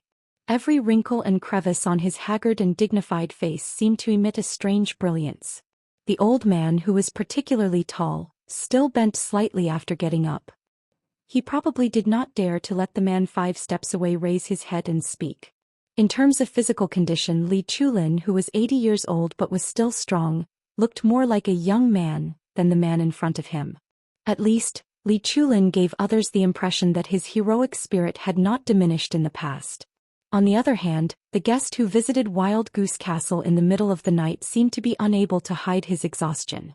Especially with the invisible contrast of the martial arts grandmaster Gu Jiantang, he seemed to be even more lethargic. Chapter 1290. As the man moved forward, the group started to break apart. At the same time, there was a suspicion that they were trying to steal the show. The man in the fur coat walked at the very front and called for the old castle master, Li Chulin, to accompany him. Gu Jiantang held a horse in each hand and followed closely behind. Then came Li Yunya. These 4 people slowly walked at the front. Then came the 5 riders who each held heavy military power on the northern border of the dynasty. Finally came the old and young members of the Li family. Because the sight of the 5 people holding the horses was blocked, The Li family members who couldn't go to Gu Dezhugua's side to see what was going on started to look at the backs of these people. The old man with the sharp eyes of Yanbao recognized most of them and guessed the rest. He couldn't help but be speechless. These 5 people were all important figures in the military who held the title of general with real power. The lowest official was rank 4. Could be said that if these 5 people died at Yanbao, then the northern border of the Tuliaos would be half paralyzed. However, with Gu Jiantang, who was the #1 blade user in the world, holding the line, it would be difficult for these 5 generals to die even if they wanted to. Other than having high positions and power, these 5 riders had one thing in common. Compared to the old generals like Yang Xinxing and Yan Zhenxuan, although their military achievements and fame were not as great, they won because they were young. The oldest was less than 50 years old and the youngest was only 30 years old. The battlefield at the border didn't care about age and experience more than the court. Therefore, it could be said that these 5 were destined to become the future military pillars of the Liang imperial court. Perhaps the next minister of war of Great Peace City would emerge from among them. The man walked on the smooth road paved with large green stone slabs. He raised his head and looked at the numerous fire dragons that stretched up from the lanterns.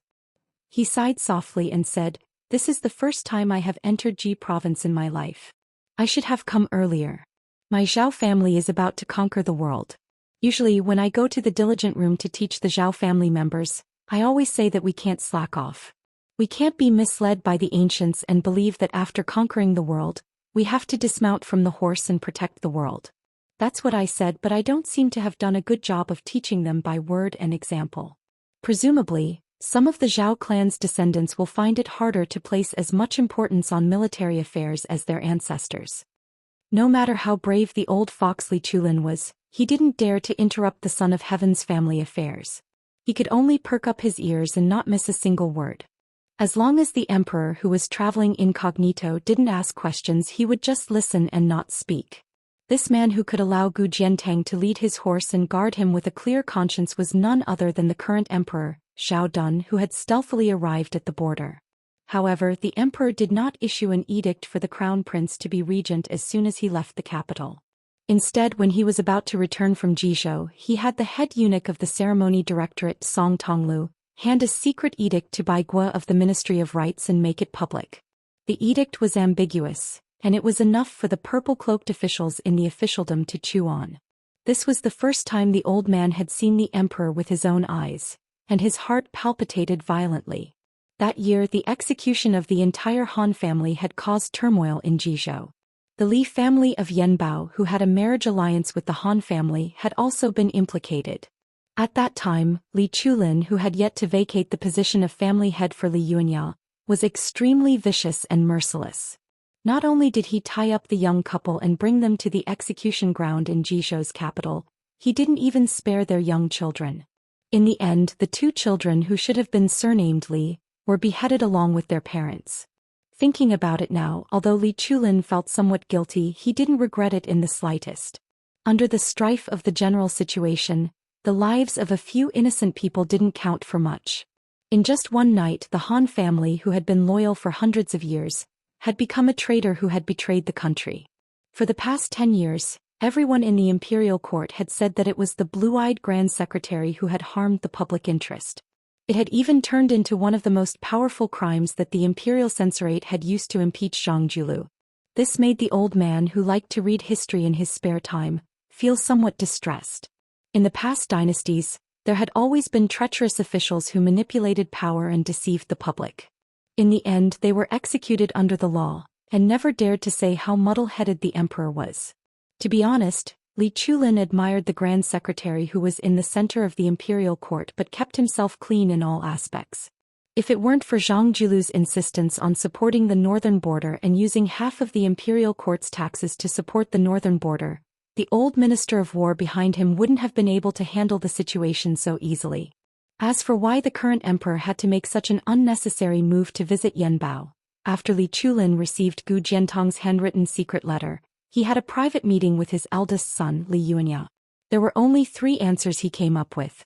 Firstly, the imperial court of Zhao, or rather the emperor, had to provide evidence that could convince the public in Ji province in order to redress the Han family's innocence. Yanbao was an old and wealthy family that had been rooted in Ji province for generations, and was also one of the victims in the past. If the Li family stood out and spoke at this critical moment, it would be more ironed out than the impeachment of the right chancellor of the Imperial College. It would also win more sympathy from the imperial court. It was an irresistible trend for everyone to push the wall that was down. However, not everyone had the right to push the high wall of the Zhang family that had stood in the imperial court for over 20 years. Furthermore, the Yuzhou side was restless. Currently, there were some extreme actions that crossed the border. Tens of thousands of riders had entered Ji province. Naturally, the imperial court would have to guard against the young man from Bailiang's Su family. With the departure of the old general of Ji province, Yang Xianxia, the Li family of Yanbao, who had 7,000 to 8,000 private soldiers, would naturally fall into the eyes of the imperial court. Both father and son guessed that it was a personal matter of the emperor. After the previous 2 times where he personally led the troops and returned with no results, the current emperor had never patrolled the borders. He had not even gone to the prosperous Jiangnan. The people mistakenly thought that the current emperor only cared about internal affairs and did not care about military exploits on the borders. This was definitely the view of a country bumpkin. Li Chulin had always believed that the current emperor had an extremely strong desire to conquer Beimang, because this was the only feat that could prove that he could stand shoulder to shoulder with the late emperor. Emperor Zhao Dun gradually ascended along the green stone path. Yanbao's path also had the reputation of being the path of blue clouds. All the officials of Ji province would take this path in hopes of good luck. However, to the person sitting on the dragon chair, the meteoric rise that the officials dreamed of was not even worth mentioning. Li Chulin was shocked. It was said that the emperor did not forget to train his body in addition to working hard. The people of Ji province all thought that this man, who was only 50 years old, could continue to sit on that chair and look south for another 10 to 20 years. How could his physical strength be so weak? He actually had to pant after every 100 steps. Could it be that the prosperous Li Yang was about to change? It had to be known that Li Yang could not be considered peaceful. There were internal and external troubles.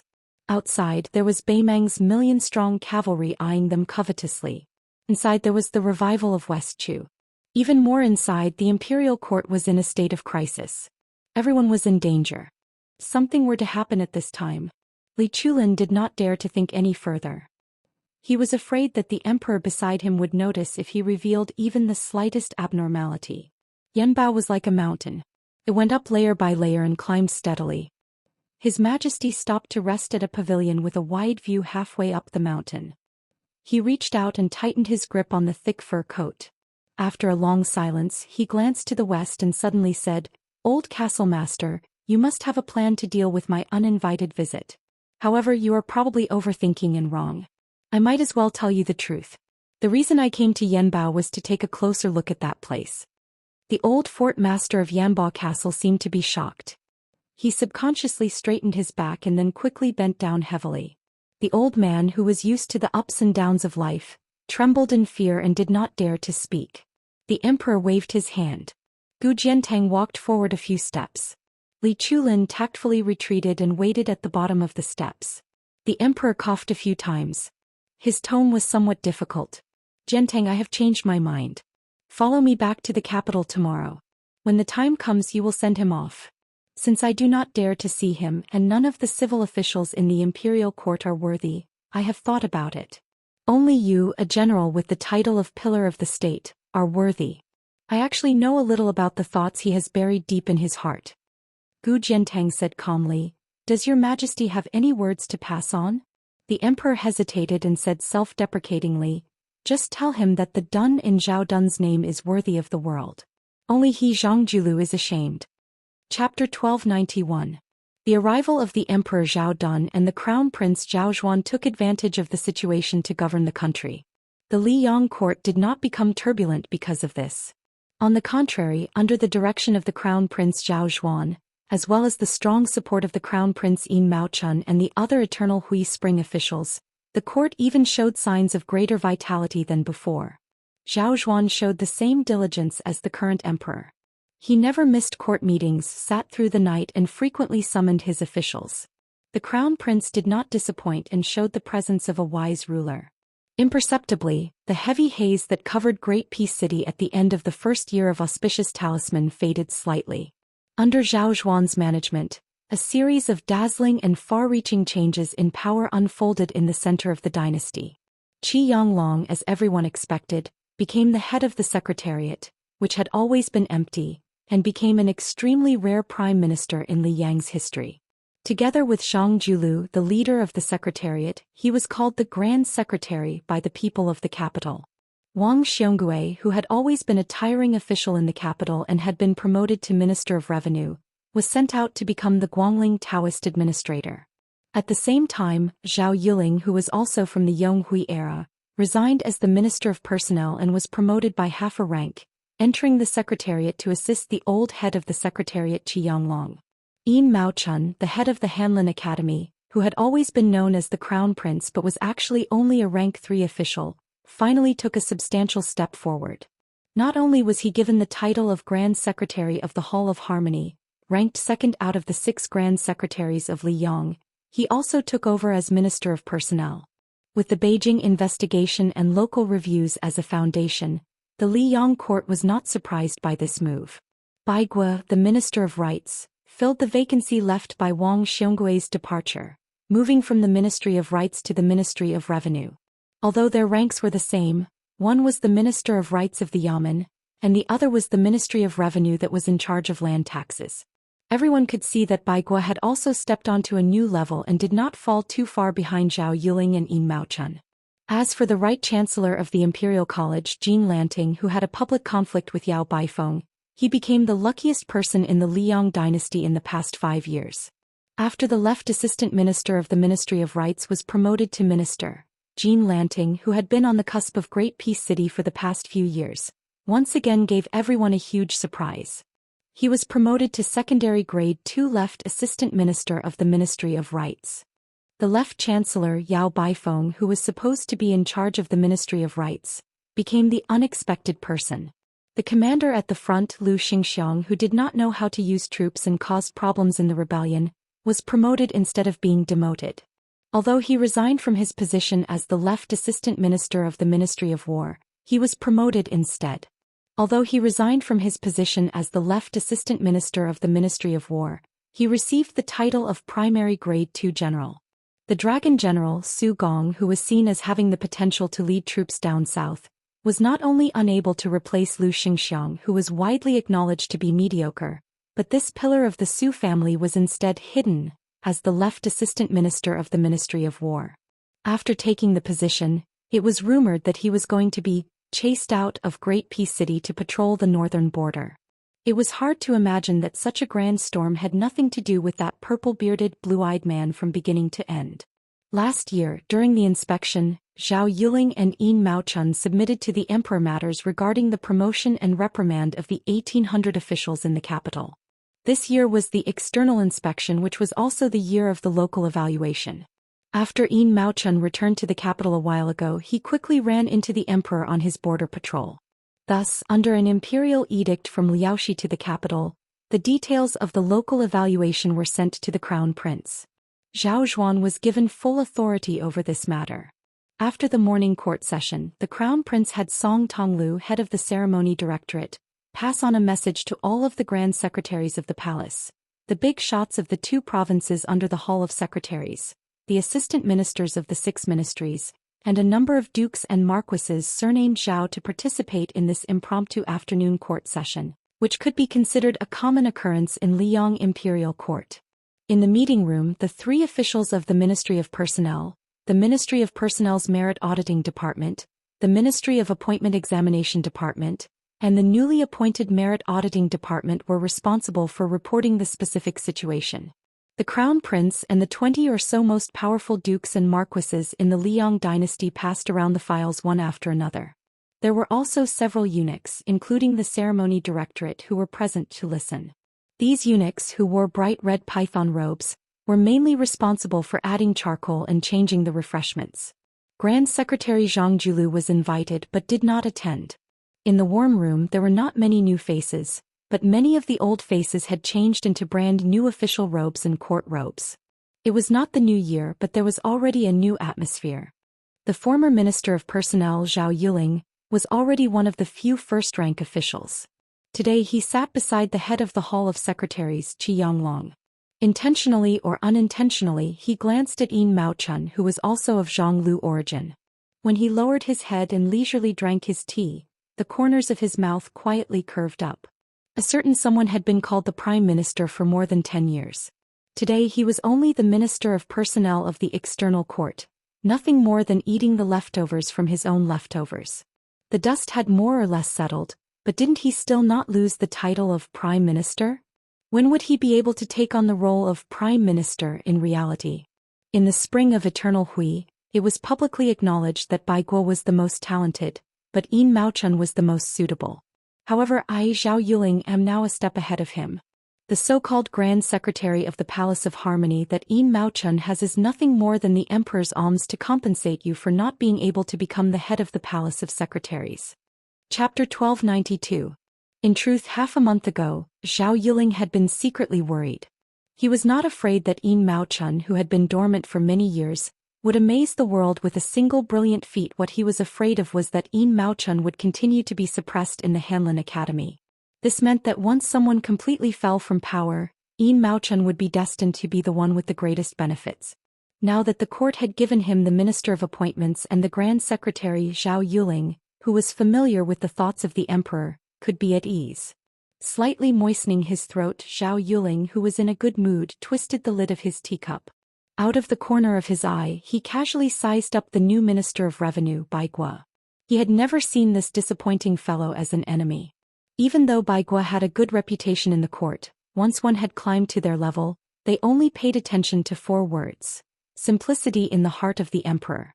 As expected, Bai Guo had not been able to enter Tantanon's subordinate province, and he had not been able to obtain the position of First Minister of the 6 ministries. In the end, in this room, the most disappointed person was Yin Maochun. The second most disappointed person was our new Minister of Revenue. However, in Zhou Yuling's view, Bai Guo, who did not have much of a foundation, should be satisfied to be able to obtain the position of Minister of Revenue. Zhou Yuling raised his eyelids and just happened to see the bearded young third minister Jin looking over. Zhou Yuling's face was expressionless. The newly appointed left assistant minister of rights, Jin Lanting, hurriedly smiled in greeting. Zhou Yuling did not pay him any attention. He turned around and put down his teacup, laughing coldly in his heart.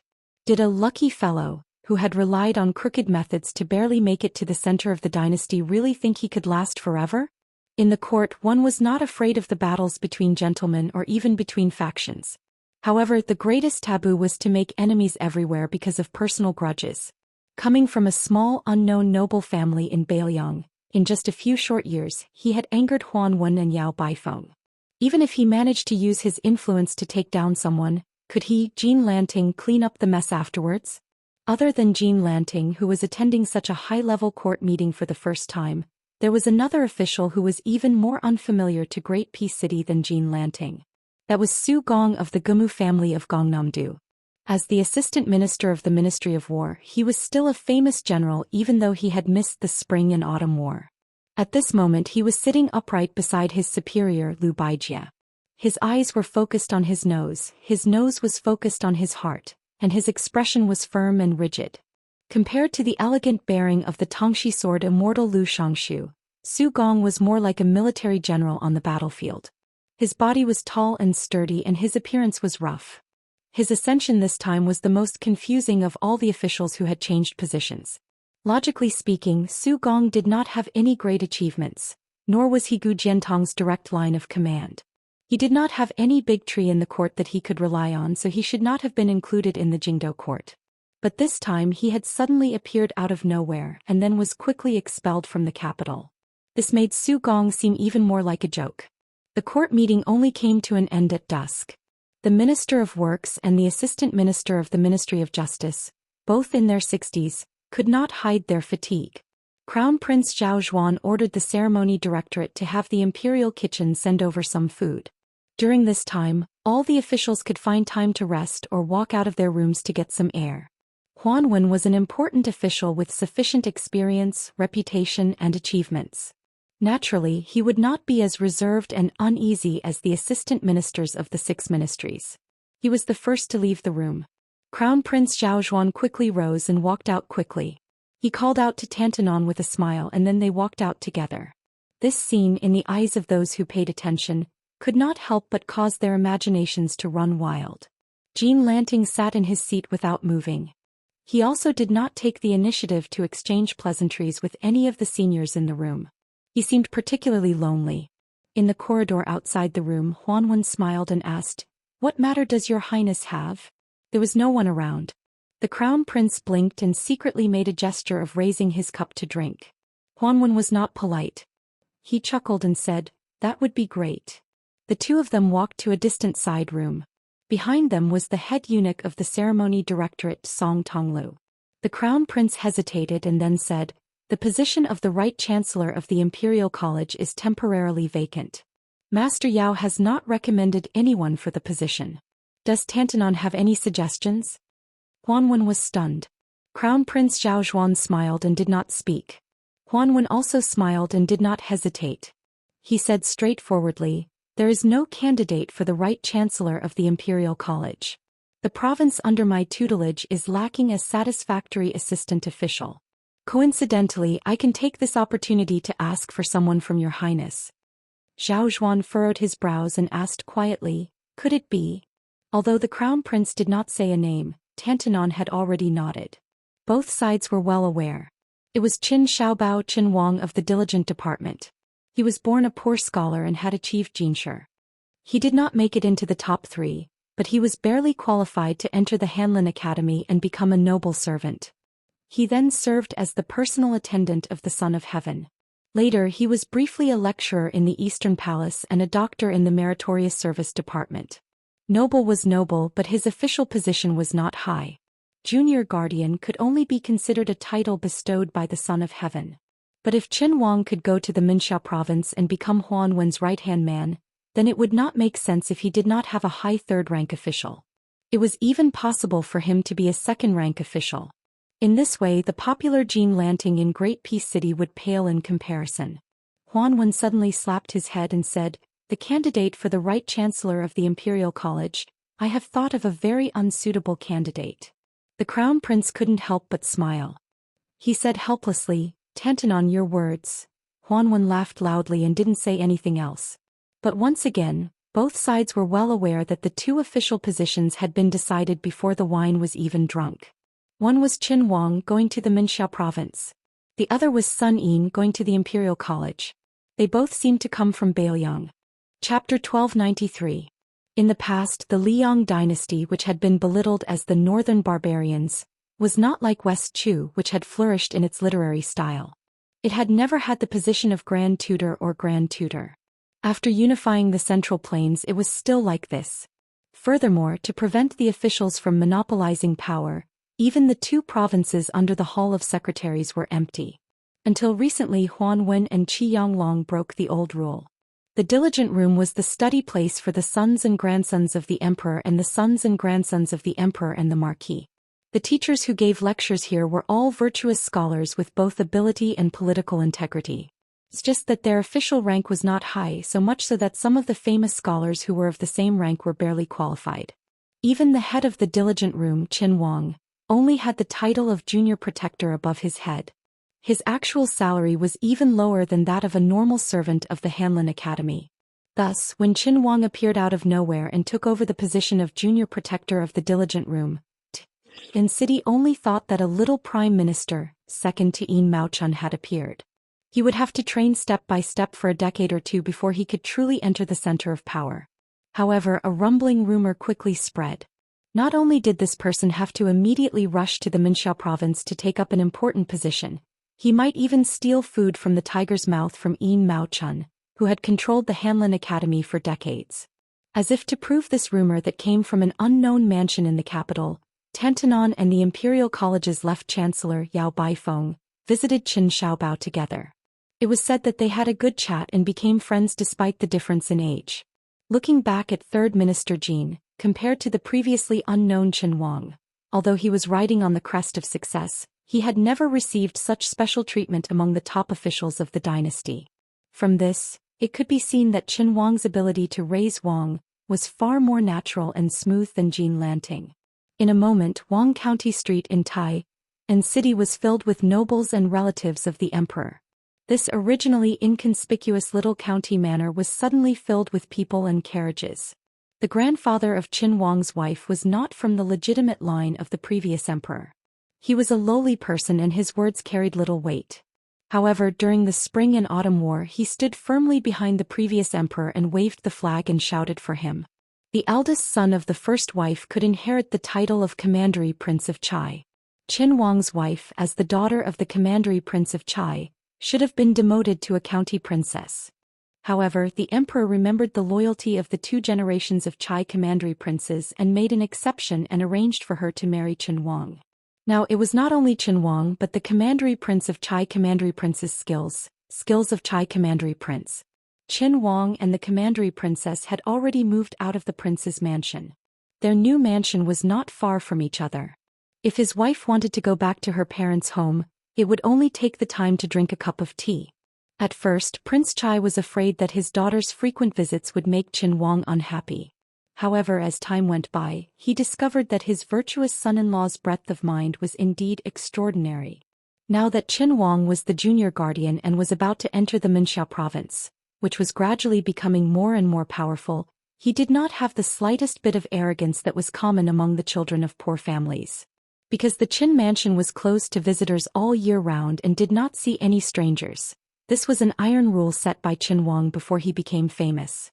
Many opportunists who wanted to warm up the stove had to take a step back and go to the junior guardian's father-in-law's mansion with gifts.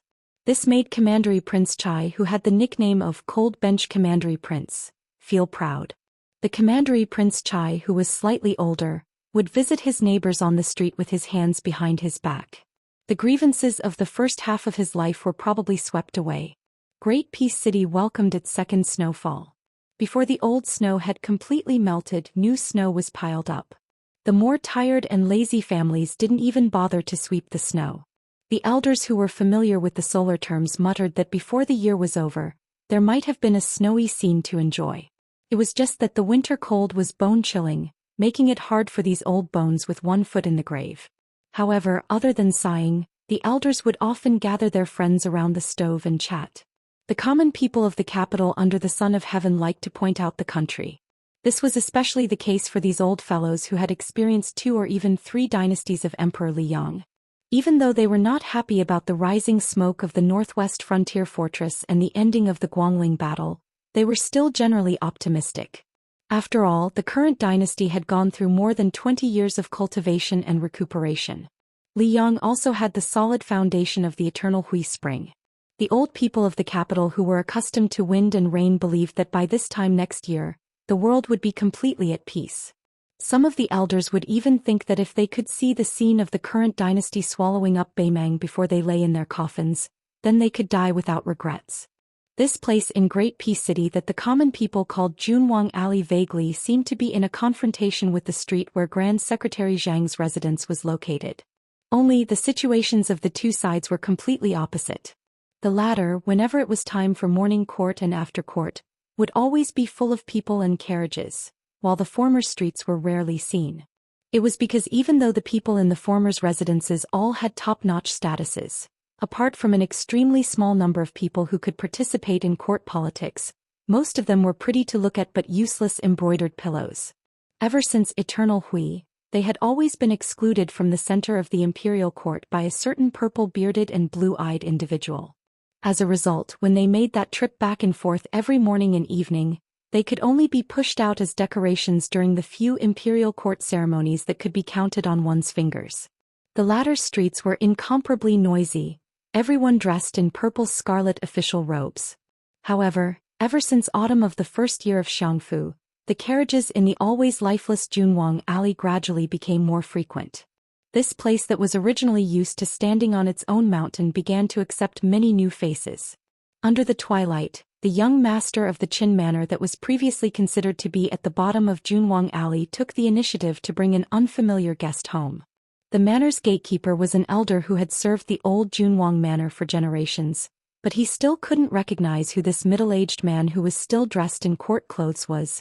To actually be able to make the master treat him so seriously, Looking at that person's official patch, it was clearly a brocade-embroidered third-grade peacock. The elder believed his eyesight was still quite sharp. Whether or not he was an aristocratic family's descendant, the old gatekeeper had confidence that he would be able to recognize him with a single glance. He carefully sized up this fella who crossed the threshold with his master, always feeling like this person's aura was a bit contradictory. He was clearly a civil official, yet he seemed like a military general who had just walked out of the battlefield, yet he also didn't seem like those crude people who often entered and left the Ministry of War's goo hut and made a fool of themselves. The number of servants in the manor was just enough to ensure that the 4 courtyards of the manor could operate without hindrance. Thus, when Qin Wang and his guest entered the manor and walked all the way to the study, they didn't encounter anyone. Not to mention the luxurious mansions built according to the standards of a prince, even the nearby Junwang mansions that had 3 roads and 5 courtyards, according to the ancestral system, were all bustling with people coming and going at this banquet. In the heavy snow, there was no reason to hold a bowl of wine, invite 1 or 2 close friends, and have a high status to talk to one's heart's content.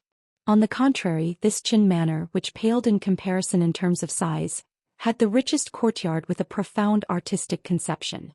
After the host and guest sat down, a tall woman of middle age rushed over when she heard the news. When she entered the room, her husband was personally brewing tea. The flame in the stove flickered slightly, and the pot of water gradually boiled, adding some warmth to the slightly cold room. Qin Wang raised his head and glanced at his wife. With a smile he introduced, "This is Assistant Minister Su of the Ministry of War." Regardless of status, there were no ignorant and ill-informed people in Junwang Alley. The woman who had been conferred the title of Princess Changel immediately knew of the multiple identities of the visitor.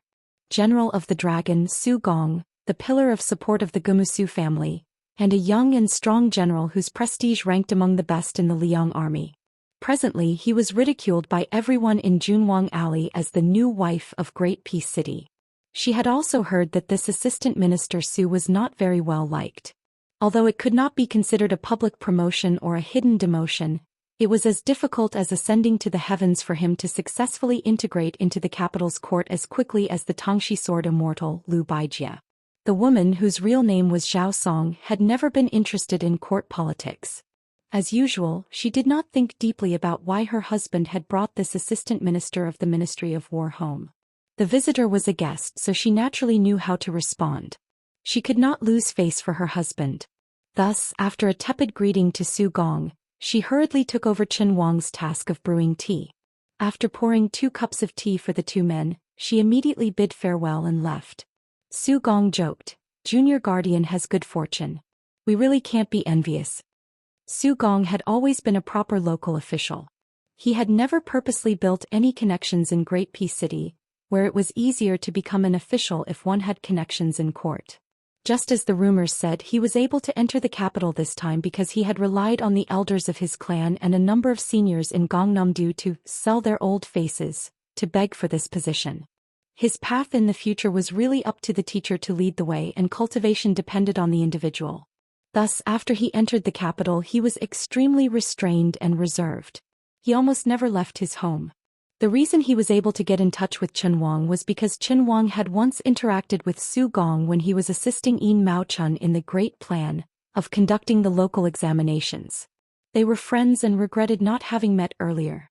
At the time, Su Gong could never have imagined that Qin Wang would rise so quickly and become one of the important officials in the center of the dynasty.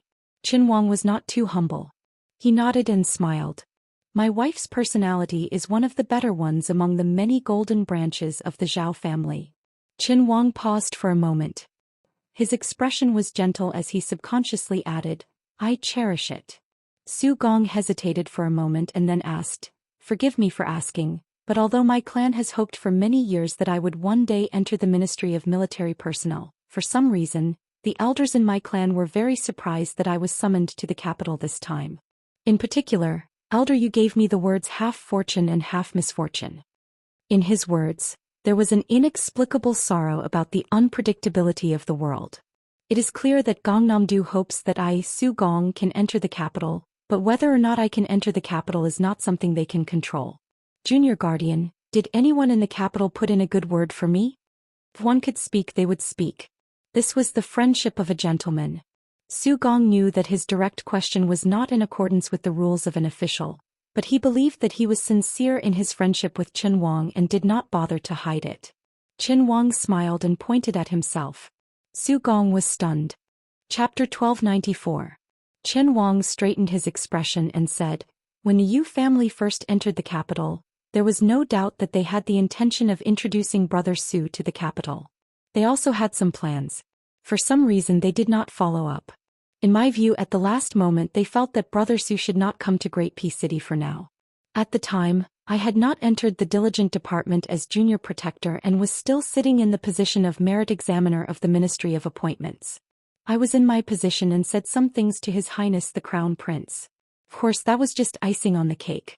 If not for Brother Su's own abilities allowing me to exaggerate, His Highness the Crown Prince would not have any ideas."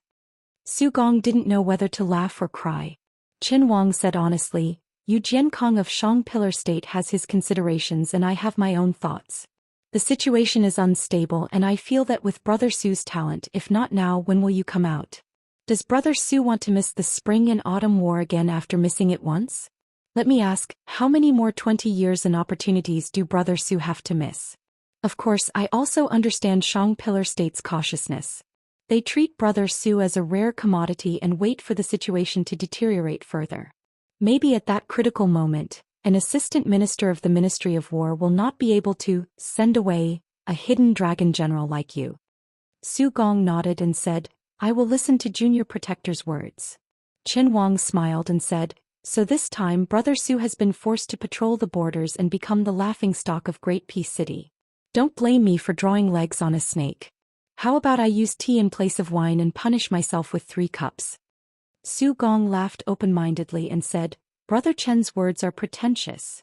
Qin Wang countered, "You called me Junior Protector so many times and only called me Brother Chen. You dare to say I am pretentious? Who is the pretentious one?"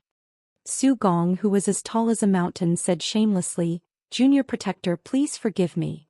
Qin Wang drank tea. The woman who stood at the door hesitated for a long time but still did not knock.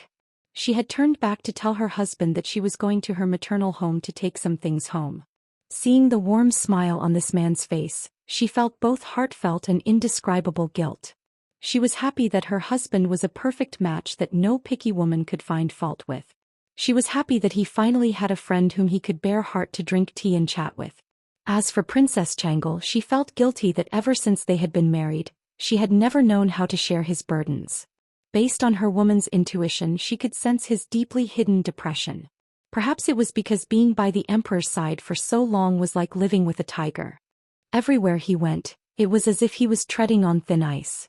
She, as a so-called golden branch and jade leaf, as well as her father's so-called relatives of the imperial family, had always been a restraint to her man, not a help. Qin Wang never drank. Even on the day of their marriage he did not overdo it.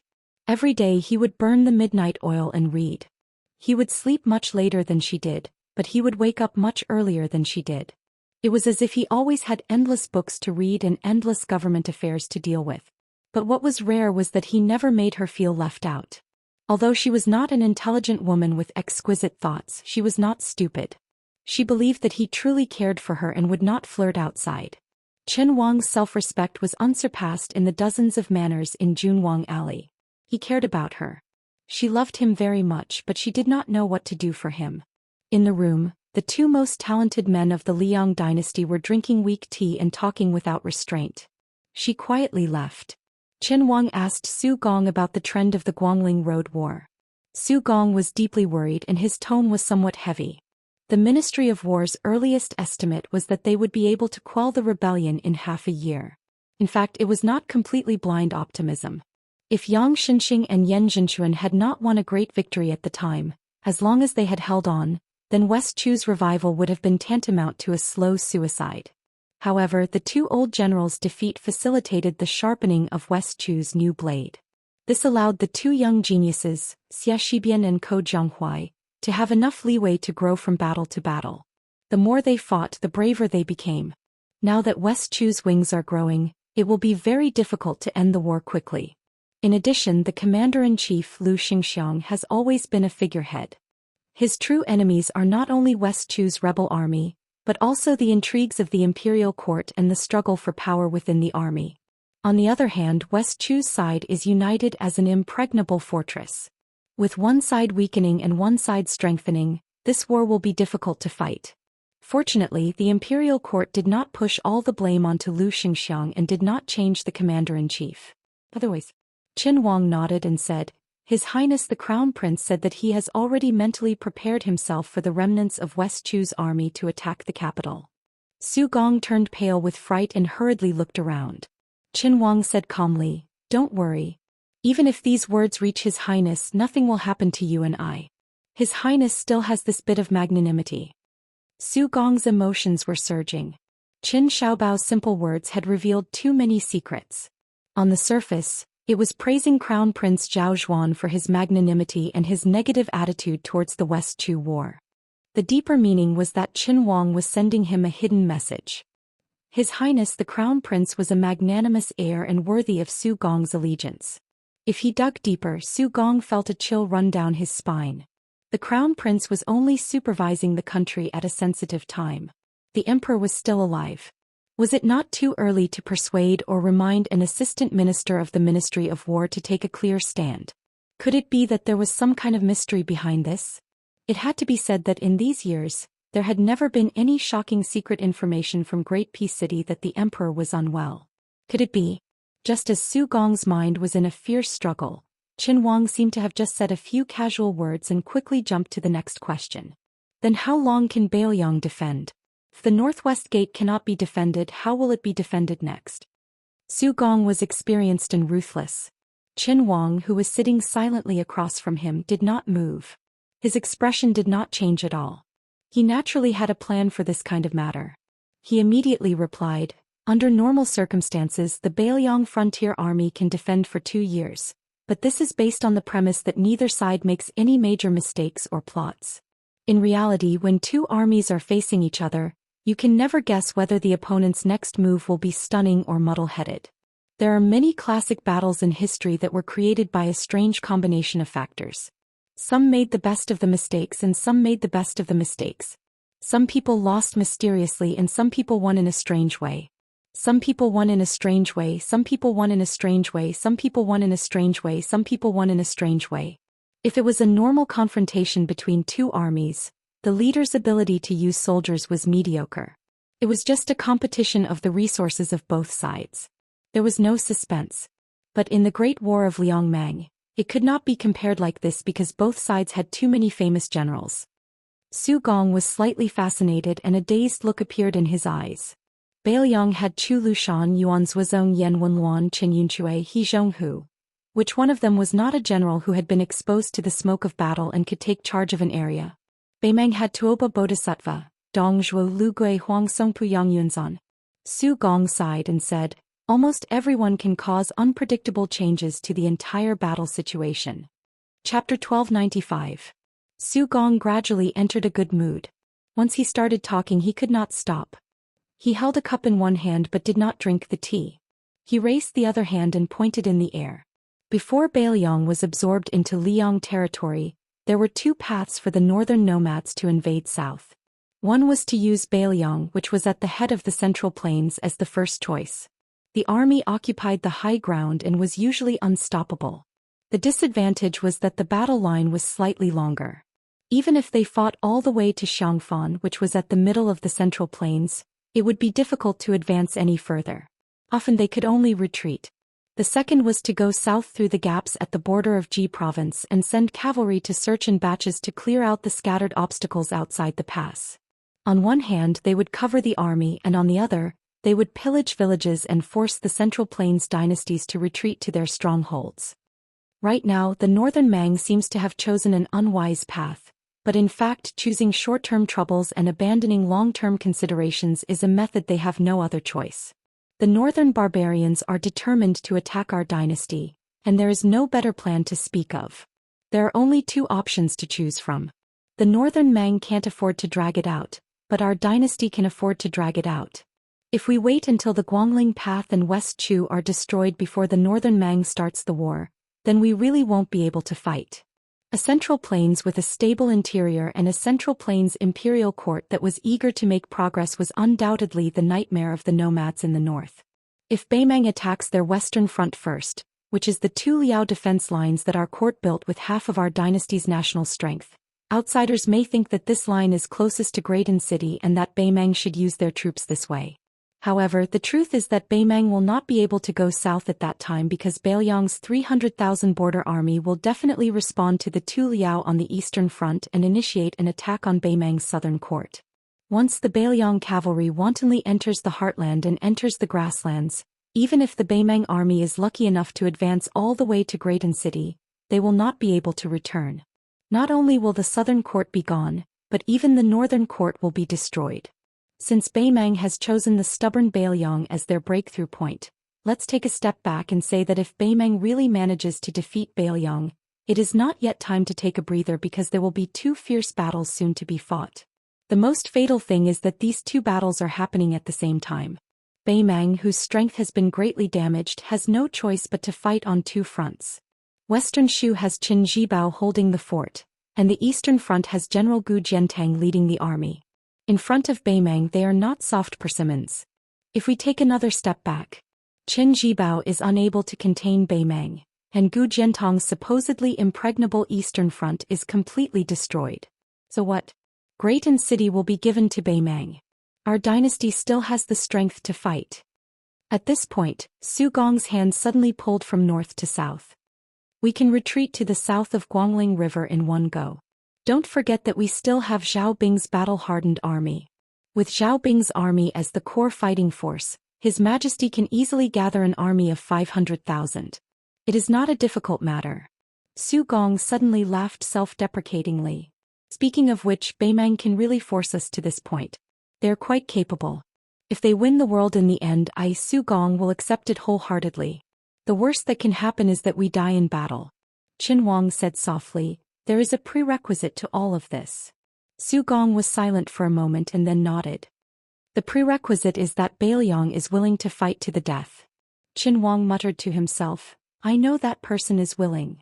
Su Gong grunted. There is no other way. He is Su Zhao's son. Anyone can retreat but not him. Qin Wang smiled slightly and said, It is very difficult for me to connect the young master who spent money to buy poems from me to the king of Beiliang who dares to fight when he says he wants to. Su Gong didn't know how to respond. Qin Wang muttered, The snowflakes in Beiliang are as large as a banquet. Thinking about it, if Graydon City is already so snowy, my hometown will be even colder. Su Gong felt some admiration for this scholar who was more than a decade younger than him. A young man from Beiliang who entered the capital to take the Jinshi exam and passed. In the capital's officialdom, he had never said a single bad word about Beiliang. He had also never concealed his little relationship with the then heir of Beiliang. Even so, he was still in the emperor's heart and walked step by step to a high position. He even had the hope of reaching the top and fighting for the position of future leader of the civil officials. Su Gong didn't dare believe this story and didn't expect Qin Wang to tell it of his own accord. Even if Qin Wang was willing to tell it, Su Gong wouldn't dare listen no matter how bold he was. Unless one day Qin Wang really did remove the prefix of prime minister and became a second Zhang Julu, and Su Gong also needed to become a second Gu Jiantang of the Liang dynasty. The conversation between the two was like drinking tea. It was 70 to 80% enjoyable, but there was still a lingering aftertaste. If they continued talking, they would probably feel disgusted. Su Gong stood up and bid farewell. Qin Wang also stood up to see him off. He walked him all the way to the door and said with a smile, Brother Su will be heading to the northern front tomorrow. I have to be on time to go to the diligent room, so I won't see you off. Su Gong nodded. No matter. You and I will have plenty of opportunities to meet in the future. Su Gong sat in the inconspicuous carriage and slowly left in the wind and snow. The tracks left behind by the wheels were quickly covered by the goose feather snow. Qin Wang turned around and stepped onto the steps. He looked up at the night sky and suddenly ordered the old gatekeeper, Old Song, prepare the carriage. I want to go enjoy the snow. Also, remember to send someone to inform her. The old man was surprised. Night ban. Like Su Gong, Qin Wang didn't have time to take off his official robes and court robes. He smiled and said, Just leave the city without changing. The old man immediately felt proud. He smiled knowingly and said, "This old servant will go right away." A short while later, a carriage came out of the southern city gates and stopped at a small crossing. Qin Wang walked down from the carriage. For some reason he was standing at the crossing to the south, but his gaze was looking to the west. Qin Wang took out the small item he always carried with him and sniffed it lightly. When he was young he had read an old saying, 3 lives of good karma in this life, one can smell the fragrance of Nanmu. In his hand was a piece of Nanmu worth 10,000 gold. At that time he was just a poor youth who had studied hard for 10 years and still had an uncertain future. He would often sit at the shady crossing covered in reeds and read. She would often listen to him while she worked on her clothes. He said that after he became famous in the imperial examinations, he would definitely return home in glory. He would definitely bring her some of this Nanmu incense. He would definitely marry her. Then he traveled thousands of li to this great peace city, the most virtuous city in the world. He successfully jumped the Dragon's Gate in the imperial examinations of thousands of soldiers and horses. But in the end he married. Lifting the red veil, that beautiful face in the candlelight. Not her. He only sent the 4 words, "Don't think about me, don't wait." After so many years, the person he was most afraid of was not the emperor whose heart was unpredictable, or the crown prince who hid his sharpness, or the omnipresent Zhao Go. He was most afraid that he would talk in his sleep, afraid that he would call out her name. He was even more afraid that the path he had chosen in his hot-bloodedness would implicate the graceful woman far away in Bailiang. She had once told him with a red face that if they married in the future he would not be allowed to do farm labor. Because he was a scholar. Qin Wang gripped the piece of Nanmu tightly. His lips trembled as he closed his eyes. The heavy snow in the middle of winter covered his shoulders. Also he did not pay attention to the falling snow. Qin Wang. Wang, the name of the full moon. The sun was in the east, the moon in the west, looking at each other from a distance. This worthy young prime minister slowly opened his eyes and said softly, "Have you found a good family? Even if you haven't, don't wait anymore. If you marry, you should find a scholar who knows how to cherish you more than me.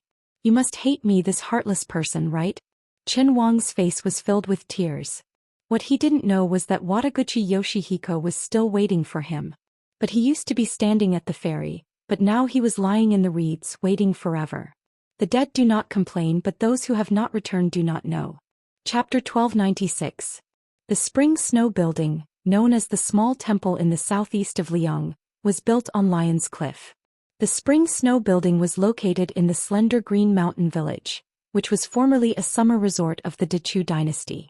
It was destroyed by the fires of the Spring and Autumn War.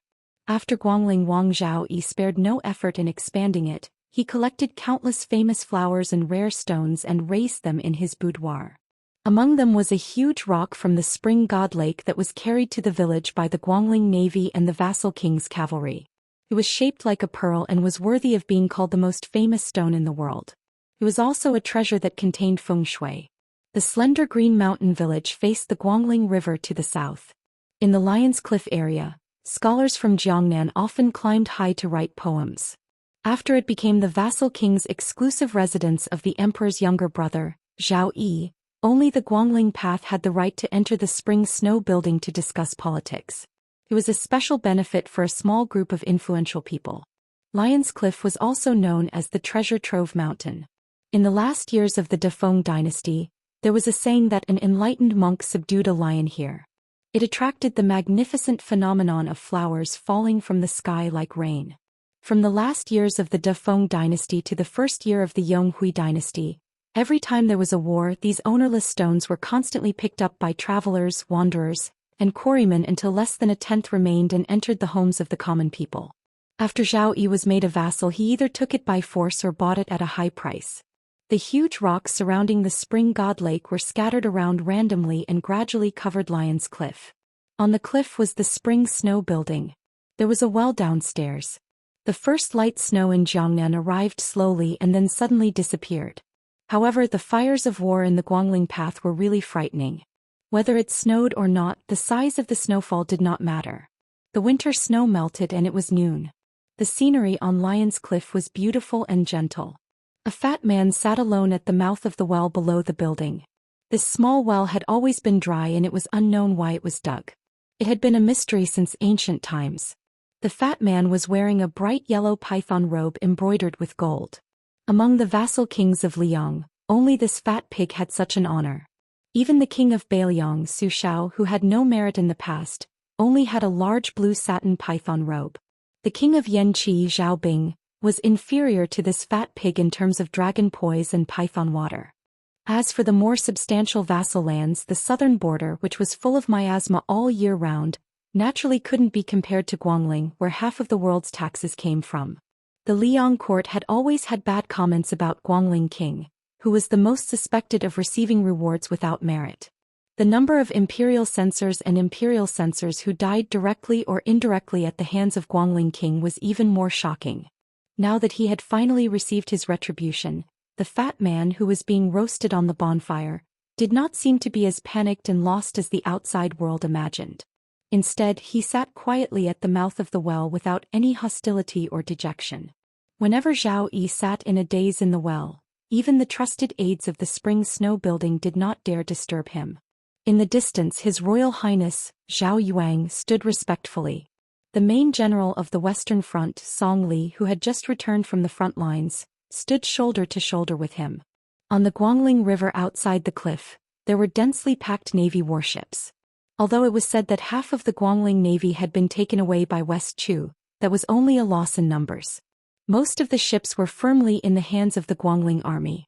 Zhao Yuang and Song Li had a close relationship and had called each other brothers for many years. Everyone knew that in Guangling, only by becoming Song Li's woman could one truly escape the clutches of His Royal Highness. Otherwise, even if one had a provincial governor as a father, they could not be considered a life-saving talisman. At this time, Zhao Yuang lowered his voice and said angrily, "Back then, it was said that the Grand Tutor of West Chu had fled here and was unwilling to accept the summons of the Su family's iron cavalry.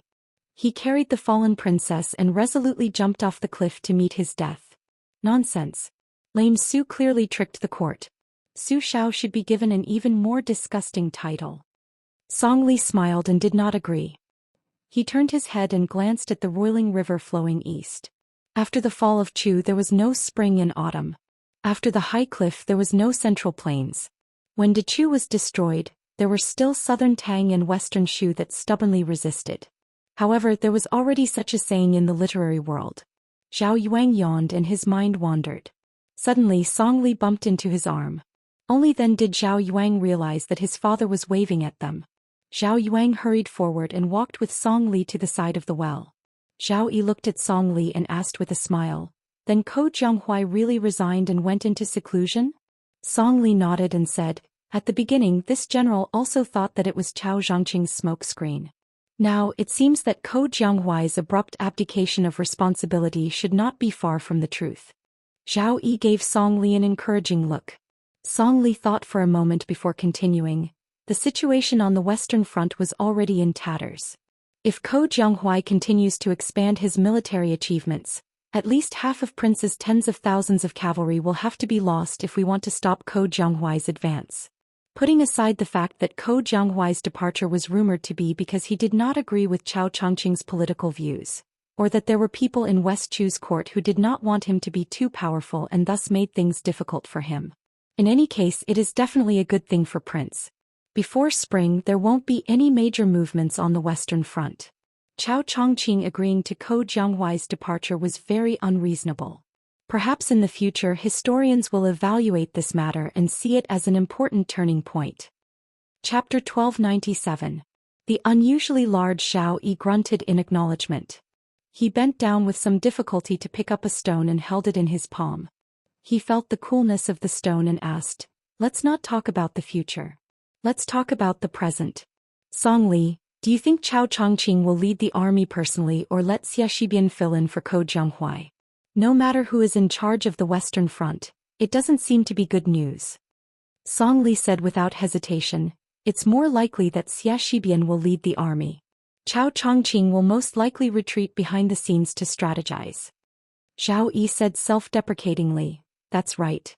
Why would Chao Changqing care about this king in Lu Xingxiang? He only has eyes for Gu Jiantang. As long as Gu Jiantang doesn't go south from the Liao border, Chao Changqing won't appear to take charge."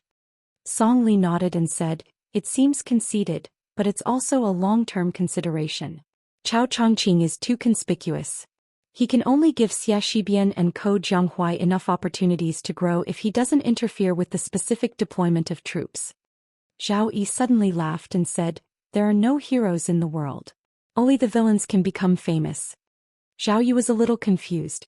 He knew that the so-called villains were people like Xie Shibian and Ko Jianghuai, but he didn't know who his father's so-called heroes were. Zhao Yi sighed and said, "Back then Lame Su only needed to lightly kick to sink the land of Shenzhou." Zhao Yi's face was full of sarcasm. "This time vassal King Jingnan is very loud. Let's not talk about small raindrops. There's no such thing. Other than that old fool Zhao Bing's son who has ulterior motives, the rest are a bunch of good-for-nothings. If Lame Su hadn't died, he could have casually pulled out 50,000 elite cavalry from Bailiang and Chao Chongqing, and his West Chu wouldn't have been able to do anything. As for Zhao Heng, if he was willing to give his all and join forces with this king, they would also be able to solve this problem." However, Zhao Bing was just as scheming as Zhao Heng, who was ridiculed by Su Shao as a woman. However, Zhao Heng was a far cry from Zhao Bing's ability to feign ignorance.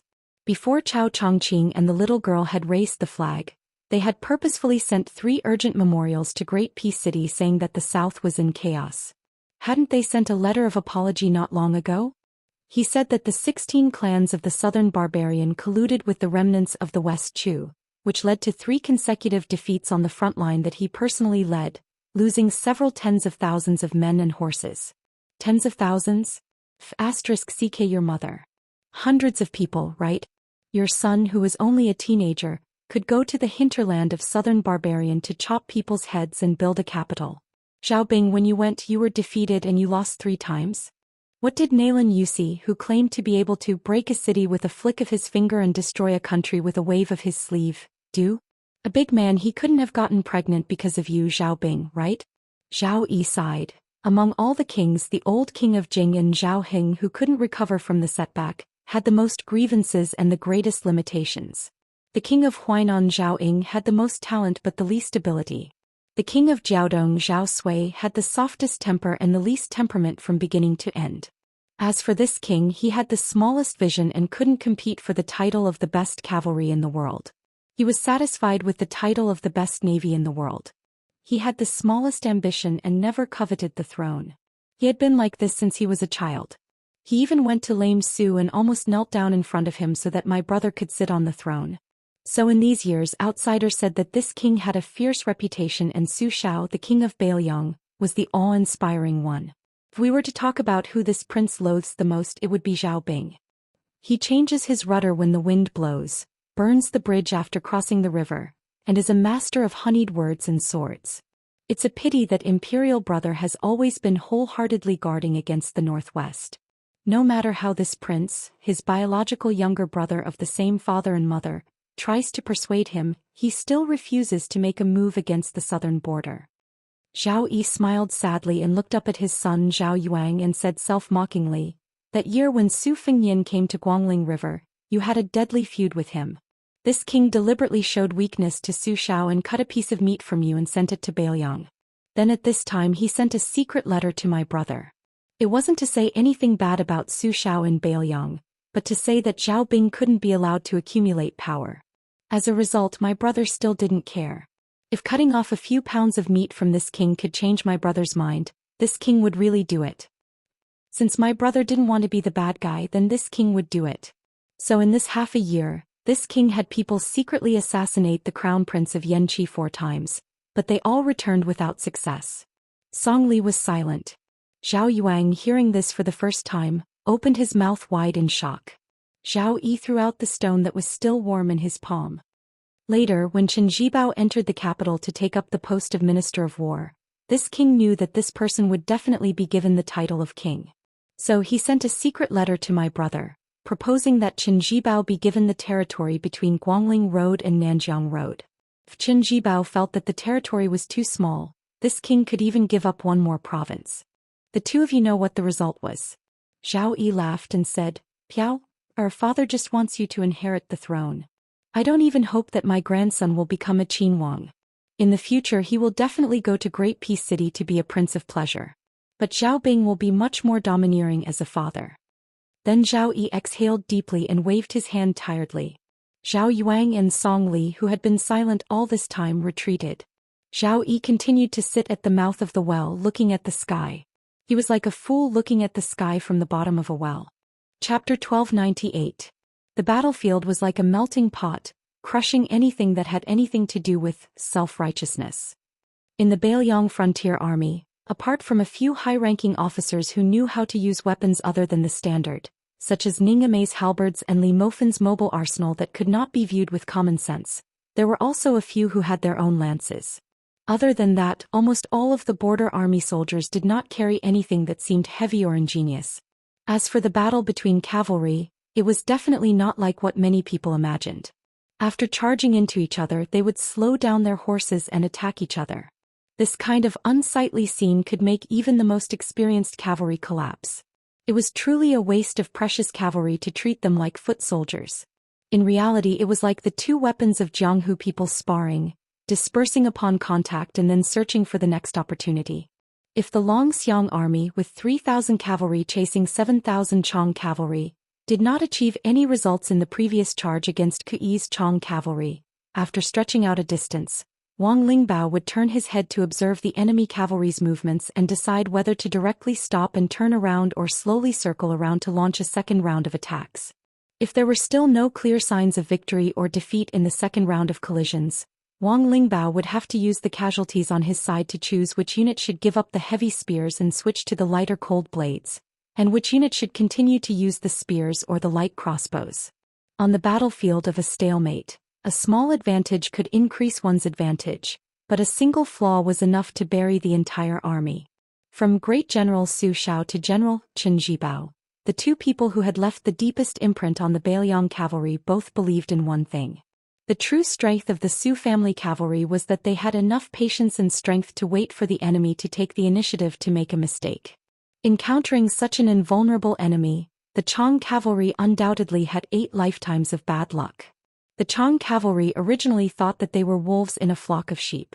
Not only could they eat their fill in Liuzhou, they could even go to the rich central plains and pillage. All of the cavalry had heard year after year of people talking about the beauty of the central plains. There were countless fields and mountains of shining silver. Moreover, the women there were of all shapes and sizes. Most importantly, their skin was much better than the women on the grasslands who were exposed to the sun and wind. To the touch, it was like touching fine silk.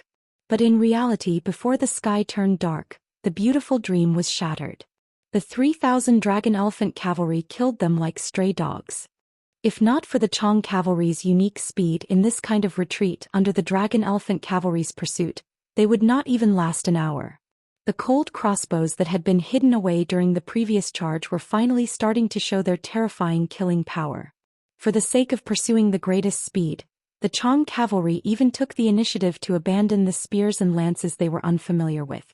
As for the armor they wore, it was only the standard issue for Northern Mang's ordinary light cavalry. Compared to the light but sturdy and expensive armor of the Southern Dynasty's great generals, the difference was too great. One must know that the crossbows were a freak that successfully combined the strengths of the Qin crossbows and Feng crossbows. They were easy to assemble and disassemble. After 2 generations of Bailiang craftsmen improving the bows, the various Zhongliang crossbows had a close to perfect balance. Other than firing speed, the range, penetrative power, and accuracy of the large crossbows were better than the longbows. In the countless battles between the dynasties of the Central Plains and the nomads of the north, the foot crossbows and ballistae could be used to great effect. As a result, some people said that for thousands of years, the Central Plains had used 2 things to block the horse hooves of the nomads. The first was the majestic cities and the second was the crossbows. Amongst which, if Bailiang, who could be said to be second in the use of crossbows, no one would dare to say they were first. The Northern Mang and the Southern dynasties couldn't be more familiar with Northern Liang's short crossbows. It could even be said that they loathed them deeply. The great king of the southern courtyard, Huang Songpu, had once worked hard to promote similar short crossbows on a large scale. However, due to various complicated reasons, he was obstructed by many sides and the results were minimal.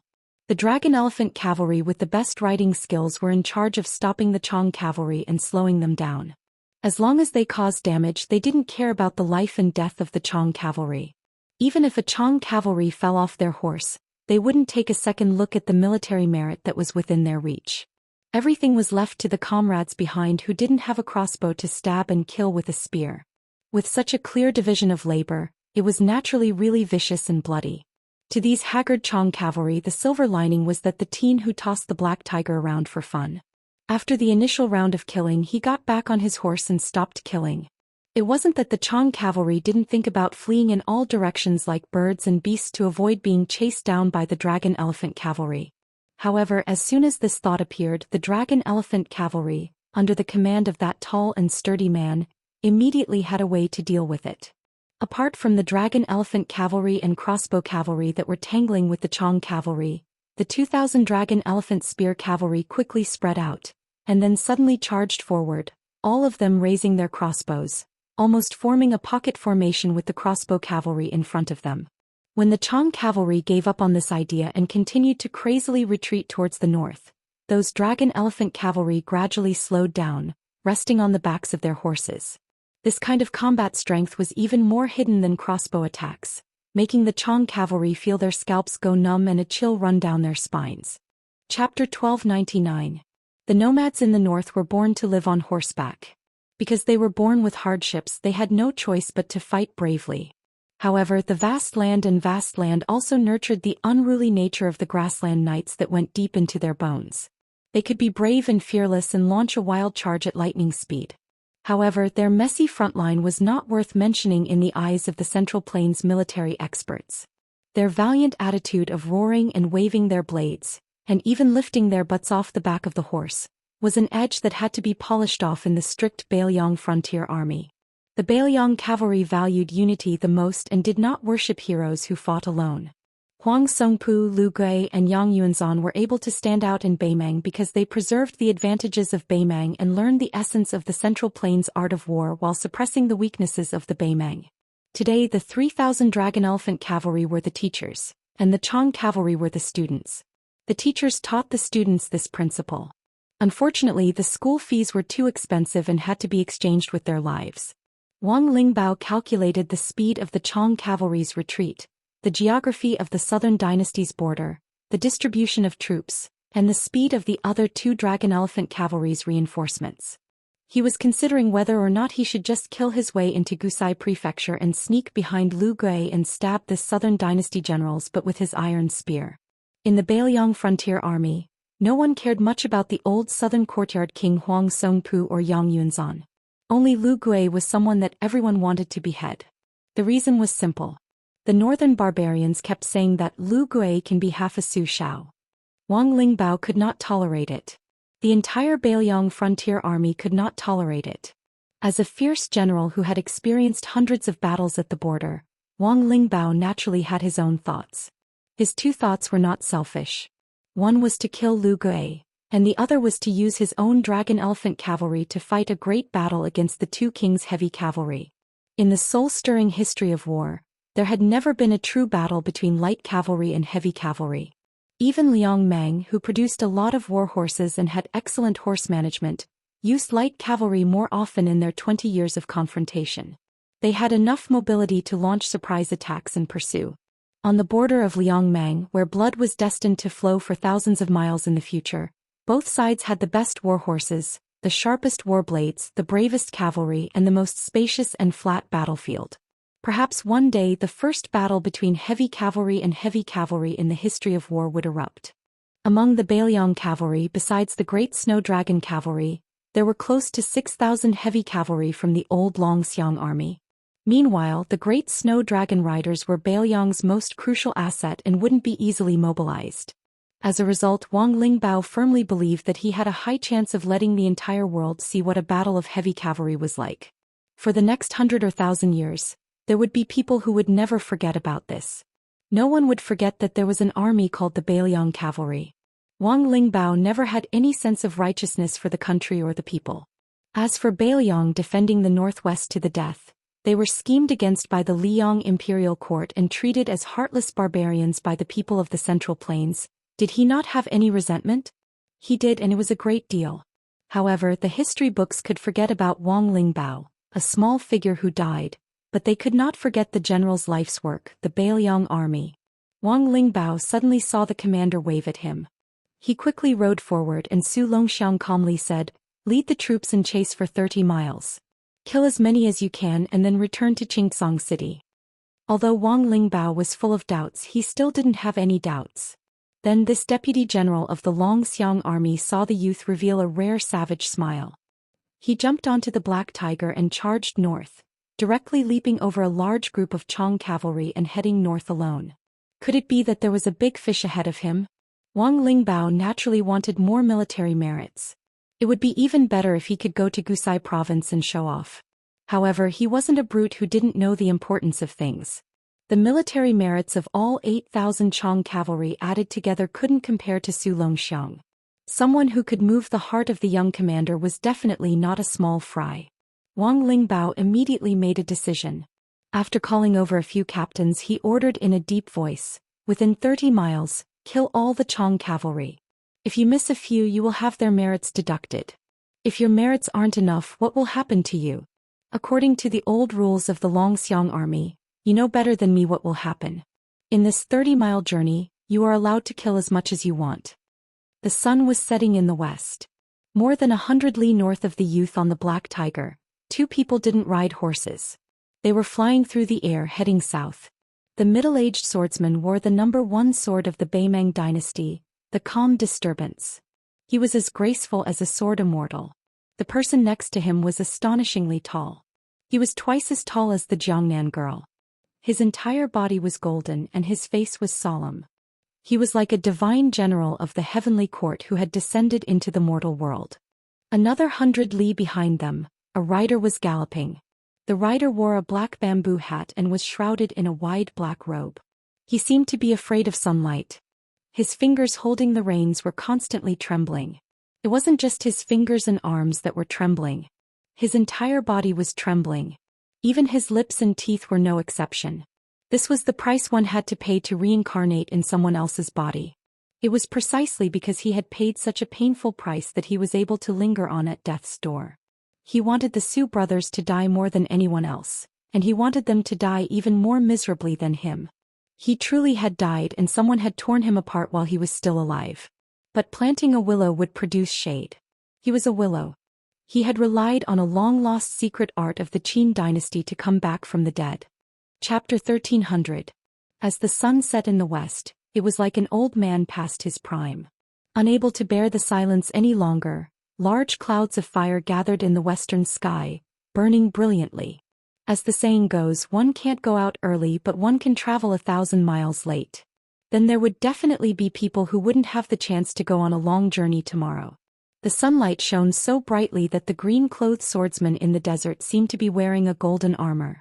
The middle-aged swordsman walked a few feet above the 1,000 miles of yellow sand and looked up at the rosy clouds in the west.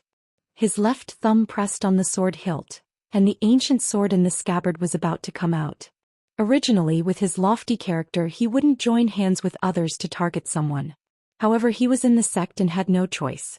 Since it was the Empress and the Taiping Commandant's instructions, he could only act against his will. According to the signs revealed by the hibernation vat in Shijing, Su Longxiang should be nearby. However, it would take a bit of luck to meet and kill him. After all, it was not easy to find a cavalry of 10,000 people in the thousands of miles of yellow sand at the border, let alone one person. It was tantamount to finding a needle in a haystack. If Su Longxiang had reached the celestial state where he could resonate with heaven and earth, Huang Qing could barely reach the celestial state. However, according to the spies of the spider web, this young man who was born in the Vajra realm eventually stayed at the threshold of the finger mystery realm. He didn't choose to break through the realm like a hot knife through butter. Huang Qing suddenly stopped. His feet gently landed on the sand and his thumb pressed harder on the sword hilt. In an instant, 6 or 7 wisps of sword qi lingered around the calm storm's scabbard. In the chess and sword music school, the bronze man grandmaster who was 1 generation higher than the Taiping commandant also stopped. His expression was as calm as an ancient well. Huang Qing looked forward and smiled softly. "Grandmaster, why don't you leave this task to me?" The head of sword qi did not even reach the shoulder of the golden giant. The martial arts grandmaster who rarely showed up in Beimeng nodded and said calmly, "You can go first." The meaning of the grandmaster's words was very clear. In his opinion, Sword Qi might not be able to take down Su Longxiang. Huang Qing dismissed it with a smile and did not complain. He was extremely respectful to this grandmaster, not only because of the difference in seniority, but also because of the grandmaster's path of proving Dao. This grandmaster and Wang Xianji were like the same year, in terms of textual research. Compared to the martial god of Beimeng, Tuoba Bodhisattva and Xianyuan Pan in the Liyang realm, they had tested the feasibility of opening the heaven's gate on their own. The saints of the three sects of Confucianism, Buddhism and Taoism had proven Tao and immortality by borrowing the gate of heaven and earth. However, the Grand Master of Bronze Man and the others had directly chosen to break the gate and enter. The reason why Li Chungang, who had already passed away, was known as the first person after ancestor Lu was because this sword god was even rarer. He strived to use the sword in his hand to build his own heaven's gate. Li Chungang's sword Dao was unique and was close to the heavenly Dao. This was the competition of the path under each person's feet. It had nothing to do with the ranking of the martial arts evaluation. However, if Wang Xinji was once the whetstone of the Liyang Jianghu, then the Grand Master of Bronze Man beside Huang Qing was another whetstone of the Beimeng Jianghu. From Tuoba Bodhisattva to Murong Baoding and the Fifth Raccoon to Hong Jingyan without exception, they had all exchanged pointers with the Grand Master of Bronze Man. Unlike the old monster Wang of the martial emperor city who had a perfect record of winning hundreds of battles in 60 years, the Grand Master of Bronze Man did not have such a terrifying number of battles. He also did not have the shocking rumor of crushing any top experts. However, no matter who he faced, he was undefeated. He only hoped to not lose and not win. The imperial decree of peace once said that the Grand Master of Bronze Man only needed to be undefeated when he fought with others. It was only necessary to win the final battle with the heavenly Dao. The Grand Master of Bronze Man reminded softly, "This person once broke Murong Baoding's invincible Vajra in the Qingtsong city. Should be careful. It's best if you don't engage in close combat." Huang Qing's aura was already rising, and his sword intent was overflowing. He slowly pulled his sword out of the scabbard by 2 inches and acknowledged. He then smiled and said, "Grand Master Huang Qing will take his leave first." The Grand Master of Bronze Man nodded his head and said, "I will keep an eye on that child who doesn't know his place first." Huang Qing gently let out a breath and skimmed towards the south. The wisps of sword aura outside the scabbard gradually became as thick as a green rainbow as Huang Qing sprinted. The sword aura was close. It was a magnificent sight. The steed heading south didn't slow down after seeing the golden giant and rushed to the side of the Grand Master of Bronze Man. He originally wanted to brush past the Grand Master of Bronze Man in a spurt of energy. However, the warhorse suddenly stopped as if it had crashed into an invisible wall and even retreated a few steps. Wearing a conical bamboo hat and a black robe, One Section Willow reached out his hand and touched the mane of his mount. He finally managed to pacify the Fergana treasured colt that was feeling extremely restless. His hand was deathly pale like snow without any color of blood, and the meridians under his skin were clearly visible. One Section Willow, who was once the chief assassin of the spiderweb, was obviously displeased. Is there a need to be so cautious? In front of the sword aura that is close, there is no bullshit Vajra realm in the world. Even if there is, it would be Li Xiaoxin of the 2 Zen temples. The tall and sturdy giant crossed his arms over his chest with an indifferent expression. One Section Willow suddenly bent over and laughed like a madman. He pointed at the Grand Master of Bronze Man. "I was wrong. I actually forgot about you who was close at hand. In the past, the Spear Immortal King came to Beimeng to practice his spear. In the end, he was blocked by you with his bare hands." The Grand Master of Bronze Man shot a glance at this pitiful worm who should have had a bright future but ended up in a life worse than death. He didn't conceal the pity in his eyes. An illegitimate child who couldn't see the light of day, others would be somewhat afraid of him. Why would he need to care? Even if One Section Willow's father was standing here, it was nothing. Li Mibi, the creator of the spiderweb, Beimeng's #1 spy, and a man who was said to be able to sit on Her Majesty's couch to discuss matters. So what? One Section Willow's face was gloomy. The Grand Master of Bronze Man, who was always serious in speech and manner at the chess and sword music school, sneered for the first time. "I've seen many stunning young people in my life. They all thought that the whole world should revolve around them. They never talked about retreating when doing things. In the end, without exception, they all died very early, and the way they died was quite miserable. One section Willow sneered. Then isn't Su Fengyan living well? The Grand Master of Bronze Man laughed out loud for the first time. His laughter was like thunder shaking the heavens. Are you worthy of being mentioned in the same breath as him?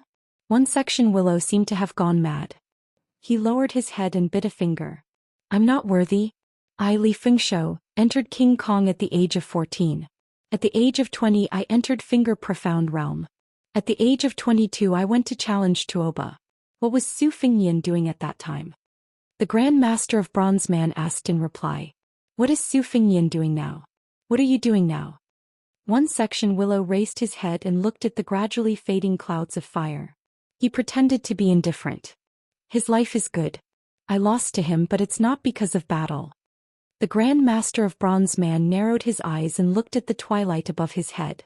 According to the records of the Chess and Sword Music School and the Princess's Tomb, from the Great Qin Dynasty to the Great Feng Dynasty to the Spring and Autumn period, in the past 800 years, there were only traces of banished immortals. There were a total of 37 of them, and all of them died young. These banished immortals had good lives. Naturally, they were born with good lives. But when they landed on the earth, most of them were unacclimatized and were harmed by the great Tao of the underworld. The Grand Master of Bronze Man sighed. The people of the world painstakingly seek longevity and prove the Tao of heaven. But that's only something in the pockets of the people of heaven above the clouds. You must know that no matter how delicious the food given out is, it's still food given out. One section Willow Li Fengshou frowned and asked, Why are you telling me this? The Grand Master of Bronze Man calmly said, There aren't many good seedlings in Beimeng now. As for the future, I advise you to turn back. Don't be a beggar or a thief. Learn from Li Chungang and Wang Xianji and become a bandit. Dusk descended and the sun set. One section Willow slowly took off the bamboo hat used to block the sun. He coldly said, I've already died once. At most I'll die again. The Grand Master of Bronze Man shook his head. Since it's like this, then rather than letting you die at the hands of Su Longxiang, it's better to let me send you on your way. One section Willow turned pale with fright. Without waiting for him to retreat, his entire body soared into the air. It was as if he was suspended in the middle of a spider web. His limbs were twisted and his head was twisted. Right at this moment, the Grand Master of Bronze Man looked towards the distant east. There was purple chi coming from the east. The Grand Master of Bronze Man hesitated for a moment. He leaned to the side and took a step towards the east. One step covered 100 zhang.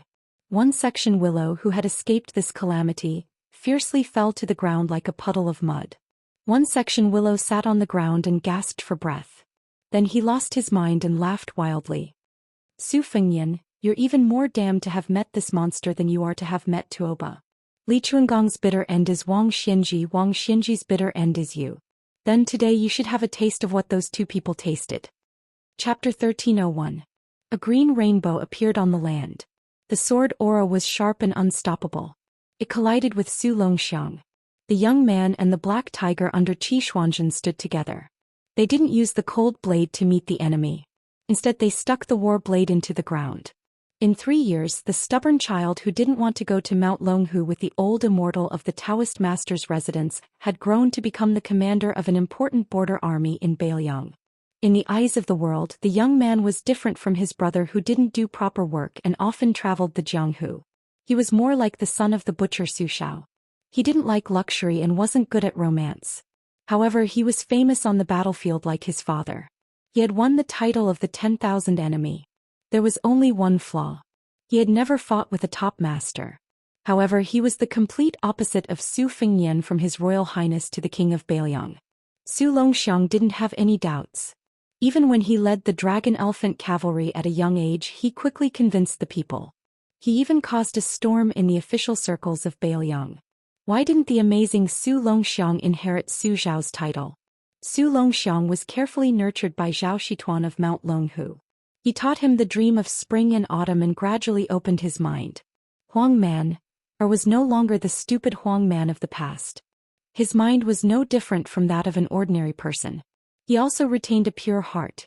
Although pure heart was a saying from the scholarly sage, it was actually no different from the Buddha who doesn't touch karma, and Tao embryo who doesn't provoke dust recorded in the secret books. They could be considered as the immortality of the three sections. Su Longxiang turned a blind eye to the imposing and thick sword aura. Instead he turned his head to look at the black tiger and grinned. In the eyes of outsiders, this spiritual creature that had once listened to the words of the sage beside the great Daoist chi for dozens of years to comprehend the Tao was still somewhat suspected of being unworthy of this young man. The black tiger, which was twice the size of an ordinary king of the forest, had a very human expression on its face. It lowered its huge head and touched Su Longxiang's forehead. Su Longxiang reached out his hand to stroke Black Tiger's head and muttered to himself, "When I was young, my mother often punished my brother to recite books. Back then I didn't understand anything and would forget what I heard. I only felt that my brother was reading books." At this point Su Longxiang imitated the young Su Fengyan and shook his head. "Very beautiful." There was a smile on the young man's face. Later on, my father often said in private that our Su family's ancestral graves were blessed with green smoke. Finally there was a scholar. Black Tiger suddenly lay on the ground. When he heard the word, scholar, he revealed a deep sense of nostalgia. Once upon a time on the demon-slaying platform of the Lotus Peak, the Zhenren who was praised by the common people as having immortality would recite scriptures at sunrise and sunset every day. Occasionally, there would be people who would climb to the peak to visit and discuss the Tao with Qishuangzhen. Lotus flowers would bloom from their mouths and spring thunder would sound. Black Tiger had accompanied Qishuangzhen, the reincarnated ancestor Lu, for a long time. It was greatly blessed and had great fortune. Even the noble Huang Zi of the Taoist master's residence had to treat it with respect. They would never dare to treat it as a beast. The green rainbow was already less than 10 miles away from the man and the tiger. Su Longxiang smiled. "When I was young, my eldest sister was lazy. She didn't even want to learn needlework, much less read and write. She only liked to listen to my brother tell stories of immortals. Every time she couldn't sleep, she would pull my brother to sit by the bed and tell him stories. She would only allow my brother to leave after she fell asleep. No matter how tired my brother was during the day, he wouldn't refuse. Furthermore, the things in my eldest sister's room were always thrown away carelessly. My brother would always help her tidy up when he was free. Later on, my eldest sister married far away in Jiangnan. Everything was neatly placed in its original place. My brother, who should have felt relaxed, was instead always very, probably because he didn't know what words to use to describe his brother. The young man scratched his head and simply put down his brows. Su Longxiang forcefully exhaled. Looking forward, his gaze became determined. He said in a low voice, "My father is a big, uncouth man. Furthermore, the matters at the border are incomparably heavy. Even if he wanted to, he was powerless. He never knew how to get along with us children. It was always my brother who took care of my 2 sisters and my idiotic younger brother. I don't know much, but since someone is fighting at our doorstep and since I was born with some strength, I can't let my brother bear the burden alone like when I was young." Before I entered the Longxiang army, second sister said that there were some Qi cultivators in the Beimang army who were good at observing aura. They specifically targeted the top experts in the Beiliang army so that they could plan before taking action. She also said that the Beimang spider web had secretly formulated a series of dragon-slaying plans, placing my brother at the top of the list. I was also in the top 5. Thus, second sister didn't allow me to have killing intent in my heart and use all my strength to prevent the aura from leaking out. But I thought that rather than letting them sneak around and plot against my brother, it would be better for me to be the bait and disrupt their plans. Su Longxiang pointed at the green rainbow that was like a hot knife through butter. He smiled happily and said, "Look, didn't someone take the bait?" This time Su Longxiang disobeyed military orders and led troops to intercept and kill the Chong cavalry. He did not wear the indestructible talisman armor and did not even bring it with him. He left it in the commander-in-chief's tent outside Qingtsang City. Since young, his elder brother Su Fengyan would always give him the best things, Su Jihu Su Wishang. It had always been like this. Su Longxiang clenched his fists and heavily punched in front of his chest. There seemed to be a loud sound of a bell ringing over thousands of miles of yellow sand. With him as the center, countless yellow sand rolled and spread out rapidly. At the same time, before the green rainbow arrived, the sword aura arrived. In the distance, the swordsman of the chess and sword music school Huang Qing closed his eyes. The ancient sword at his waist was still less than 2 inches out of its sheath. When the two sides fought, apart from that black tiger, no one else was watching. Copper Man, who was 100 miles away, also rushed to the east for the purple energy. However, if someone saw this and didn't know that the sword energy was close to Huang Qing's identity, even a grade 2 Master Realm expert would feel pity for this swordsman to use his sword energy so wantonly. When experts faced an enemy, they didn't compete in flashy moves. Instead, they focused on holding back when accumulating strength and not releasing it. After gathering strength, they would kill in one strike. For the green shirt swordsman to release his energy right before the fight, he was just too arrogant.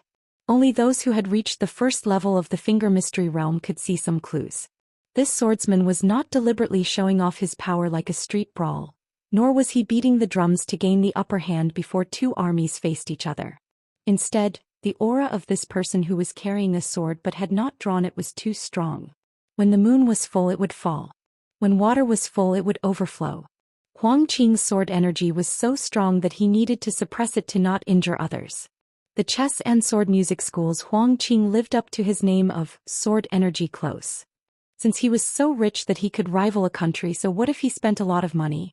Huang Qing, who kept his eyes closed, muttered, "1 dendrobium pearl to the diamond realm."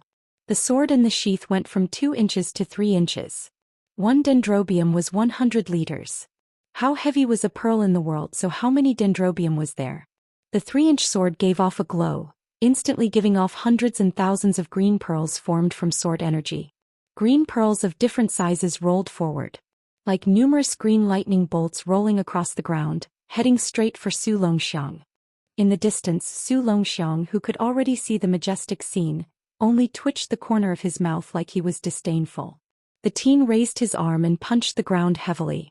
When Su Fengyan first appeared in the Beiliang Frontier Army, the teen Zhou Xian personally beat the drums.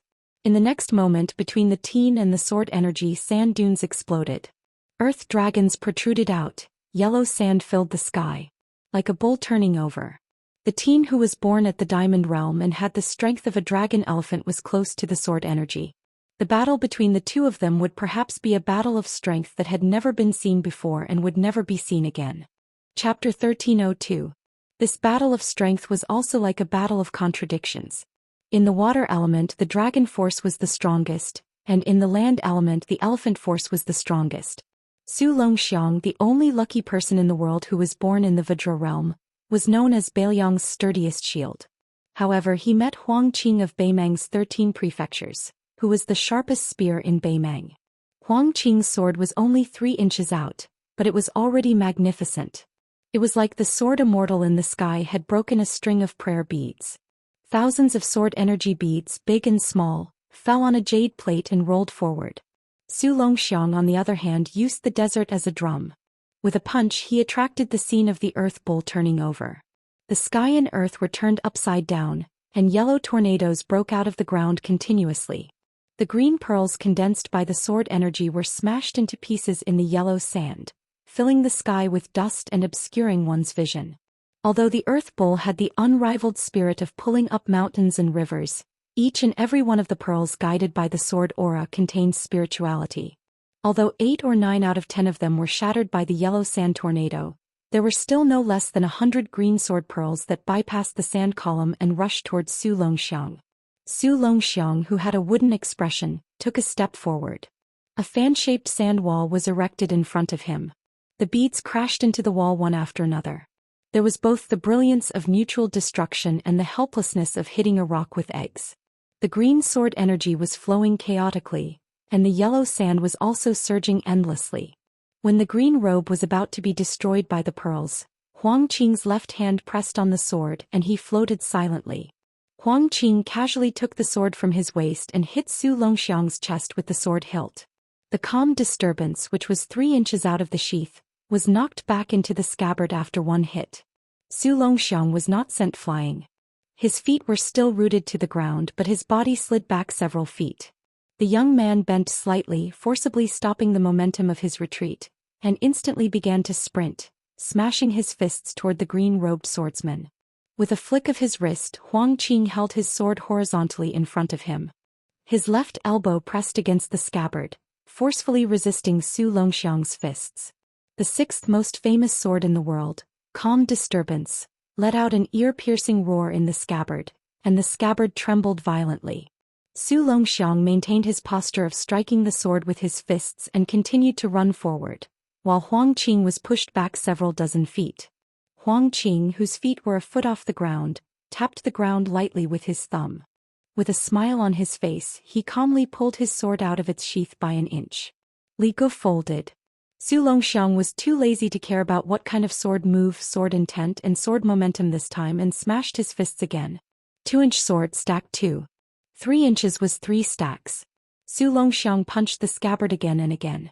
Although Huang Qing, who was hovering in the air, never abandoned his sword, he was unable to stop Zhou Xian's charge. However, as the number of punches from Li Gu increased, the distance Huang Qing retreated after each punch from the youth decreased. After Zhou Xian's 8th punch and Li Ji's 8 stacks, Huang Qing finally stood still, with the demeanor of a grandmaster who would not move even if Mount Tai collapsed in front of him. Huang Qing, whose sleeves were fluttering, looked at the youth in front of him. He did not speak, but there was undisguised surprise and admiration in his eyes. There was only a trace of disappointment after the dust had settled. His final fist contained the legendary strength of 8 dragons and 8 elephants, so he was naturally a rarely seen genius of the martial Dao. However, Huang Qing still possessed the 9 folds of Li Gu, and even the 10-layered mountains that he evolved from. If this youth who was renowned throughout northern Mang's court stopped here, then Huang Qing didn't dare say that he could defeat his opponent without even drawing his sword. At the very least, he would be in an invincible position. The reason why Huang Qing chose to use Li Gu to fight against Zhou Xian was that he did not have the thought of comparing the youth with Murong Baoding. The latter was a stone Buddha who had been famous for a long time. Huang Qing had once compared notes with the high-ranking imperial relative a few years ago. They did not fight to the death and did not overdo it. When Huang Qing was young, he was determined to use his sword to break the Vivudra meditation of the white-robed monk of the 2 Zen temples and complete the feat that Tuoba Bodhisattva could not. Murong Baoding, who was known to be invincible, was undoubtedly the best test stone for his sword. It was said that the youth in front of him, who had cracked Murong Baoding's golden body in Qingcang City in Liuzhou, was even more so. The expressionless Zhou Xian threw out another punch in a seemingly lukewarm manner. The previous 8 punches were all done step by step, with the strength of the dragon and elephant progressing layer by layer. Huang Qing's Li Gu was nothing more than following the prescribed order, layer by layer. Huang Qing, who originally wanted to use Li Gu, felt his heart skip a beat. He resolutely abandoned Li Ji's 9-layered sword and shouted softly, jumping directly to the 10-layered mountain. Huang Qing, who was surrounded by 6 or 7 green rainbows, not only did not use the 10-layered mountain to block the impact of the 9th punch, but the green rainbows also exploded in the blink of an eye. The calm storm was smashed into an astonishing arc by the 2 punches. Huang Qing retreated again and again until he was 80 feet away before he could stop the decline. The scabbard of the calm storm was finally straightened with great difficulty. Huang Qing was neither angry nor fearful. Instead, he was amazed and gratified. He changed the sword stance from raising his arm horizontally to raising his sword vertically. In the blink of an eye, he took the opportunity to remove the huge remaining force from the sword. Huang Qing's thumb caressed the sword hilt. The scene of the sword energy pouring out into green rainbows was gone. However, the more it was like this, the more oppressive it felt, like a storm was coming. Li Chungang had passed away. Fortunately, there was still the peach blossom sword deity. Before Dong Tai, who went to the sea to visit immortals, returned to the land, he lifted the sea with his sword and flooded the Guanyin sect. Huang Qing had only gone to Liang River Lake once in his life, but he had stopped at northern Liang. He had met the young chief of Wudong Mountain Li Yufu once and quickly returned to northern Mang. During this period of time, it could not be said that they were at each other's throats, nor were they at daggers drawn. Instead, he took the opportunity to admire the spectacular scenery of the 81 peaks. He also watched the peaceful scene of thousands of people practicing their fists in front of the Wudong main palace at Big Lotus Peak in the morning and evening. In the end, Huang Qing did not continue his long journey to the hinterland of the Central Plains. He did not challenge the white-robed monk Li Dongxin, nor did he meet Deng Tea, the new champion of the world's sword art. However, he left in high spirits and returned in high spirits. In addition, he occasionally learned something from his chat with Li Yufu, which was of great benefit to his martial arts cultivation.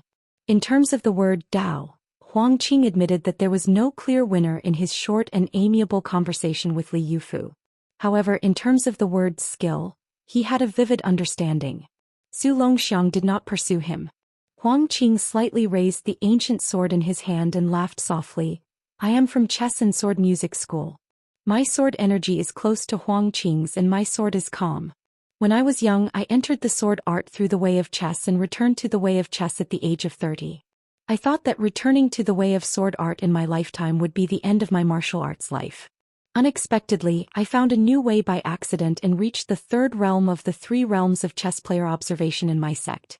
With this, I created a new sword. I wanted to use this sword to compete with Dong Tai. The young man looked puzzled and whispered, "Just fight. Why are you so meddlesome?"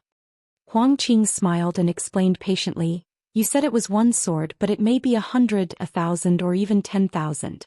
To be precise, it should be a game of swords." Su Longxiang did not talk nonsense at all. He directly stepped forward and began to sprint in a straight line toward the chattering middle-aged swordsman. Huang Qing, who was like a scholar meeting a soldier, laughed it off. Then he looked serious and closed his eyes to absorb the noble qi of heaven and earth.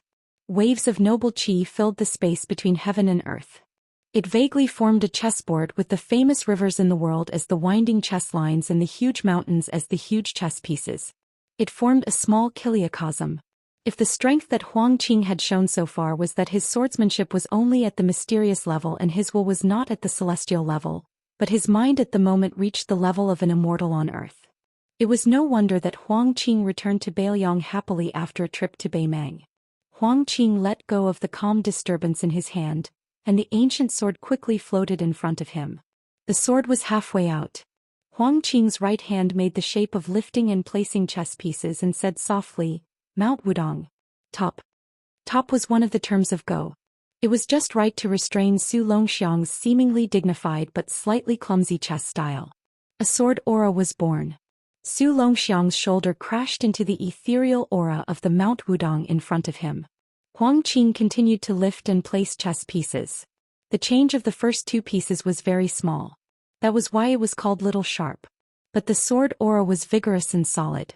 As the saying goes, there is no evil hand in a small point. Huang Qing's chess moves or sword moves were also upright. It was just a normal game of chess. Of course, it was one piece after another. But this game of chess created by Huang Qing was like flying pieces, not following the rules at all. After the small point, it was the tight qi. After the tight qi, it was the elephant step. Then it was the combination of the seal and suppression. There was also the continuous power of the 1,000 treasure pavilion. Huang Qing's elegant face glowed with a kind of solemn and dignified brilliance. All the yellow sand that could be blown by the breeze was strangely still at this moment. Only the majestic sword aura was wantonly rampaging. I have an abundant sword aura that is unparalleled in the world. There will be a sword to tell the world. I have been depressed for 40 years. Today I have to speak my mind. Chapter 1303. The sword qi was like a mountain or an abyss. It was like a river or a river. It was like a fish or a dragon. Within 2 miles of the youth, the sword qi rose and fell one after another. No matter how recklessly Su Longxiang charged, it was difficult for him to get close to Huang Qing and the half-unsheathed calm disturbance. Instead, from time to time he was hit by the majestic sword qi and staggered back. Before he could stand still, he was hit by the continuous following moves. One side was like a trapped beast fighting, while the other side was motionless. How could a chess piece compete with a chess player outside the game? It was obvious who was better and who was worse. What was more frightening was that Huang Qing's new sword did not weaken after a spurt of energy. On the contrary, the moves became more and more smooth, and the artistic conception of the sword gradually entered a better state. The more Su Longxiang struggled fiercely with his powerful body, the more meticulous and seamless Huang Qing's moves became. It seemed that the sword qi, who was determined to correct the name of Beimang's sword art, was using Su Longxiang as a whetstone. The more indestructible the whetstone was, the sharper the sword edge would be under the sharpening of the two. No matter how shallow and narrow-minded a layman was, he knew that when the half-sword was completely unsheathed, its power would be able to destroy even the bodhisattva of the human world with an indestructible golden body. The young man on the chessboard was hit on the shoulder by a sword chi that was as thick as an arm. His thin and weak body tumbled a few times in the air. After his feet landed on the ground, he still slid 7 or 8 feet away, leaving 2 marks on the sand. However, the yellow sand and dust were suppressed by the sword chi, and it only floated up for an inch before it was suppressed again. One could see the general situation from a small clue. Even if Zhou Xian did not move or trigger Huang Qing's sword chi to launch a counterattack as long as he was on the chessboard, he was constantly fighting against the sword intent that encompassed 3 miles of area. But even so, Zhou Xian ran tirelessly again and again without showing the slightest sign of fatigue. The so-called infinite strength of the world was extremely suitable for the youth. Zhou Xian raised his head and looked at the green-robed swordsman in the distance. His eyes shone with a faint golden light. He rushed forward again, but this time he did not run in a straight line. The young man's figure left behind a long series of frozen afterimages on the sand. His running path could be vaguely seen. The short distance was messy and disorderly, but if stretched out, it was a half-moon arc. Without exception, those afterimages were all destroyed and dissipated under the crushing pressure of the sword chi. When the last afterimage, which was only 10 feet away from Huang Qing, disappeared, the swordsman who was closest to the sword chi raised his arm and put 2 fingers together, making the gesture of twisting a piece. He paused 3 times in the process. With each pause, the sword chi in front of Huang Qing became denser and denser. After 3 consecutive moves, the 2 of them were in high spirits and showed their sharpness. The chessboard that Huang Qing had set up suddenly became thicker and stronger, as if 3 huge chess pieces had been added to the chessboard. Zhou Xian ran 3 times, each time louder than the last. The last time he knocked away the sword chi, his figure, which had been like a hot knife through butter, showed a trace of stagnation for the first time. Huang Qing smiled slightly and turned his wrist, changing the pressure into a hook. A streak of sword chi broke out of the ground, slanted up and hit a spot in the air. It was like waiting for a rabbit to come out of a tree stump, knocking away Zhou Xian, who had appeared in a flash. There was a saying in Elephant, that the earth and earth carried all things. Then Huang Qing's sword was drawn from the earth, seeking the earth in one go. Zhou Xian, who had been knocked into the air, did not have time to react before the sword chi pulled out of the ground smashed into his body. The sword chi was as sharp as an earth dragon or a yellow flood dragon. Even if Zhou Xian was knocked back to the ground, it did not stop. The youth stuck his hands into the ground and his feet against the sand, trying to reduce the distance he retreated. However, the sword chi was so powerful that the youth's body kept exploding with clouds of yellow fog. When a streak of sword chi hit his left shoulder, Zhou Xian's shoulder obviously dropped down, his chest almost touching the ground. When he slapped his left hand and raised his shoulder, he barely blocked the sword chi. The second streak, the third streak, the fourth streak, countless sword chi that grew out of the ground and wrapped in yellow sand came down again. Inch by inch, the youth's body kept sinking down. His 5 fingers formed a hook and supported himself on the ground. The Dechu dynasty once had an overlord who could carry the cauldron. Even if you, Zhou Xian, had great strength, could you bear the weight of heaven and earth? Huang Qing really wanted to see it for himself.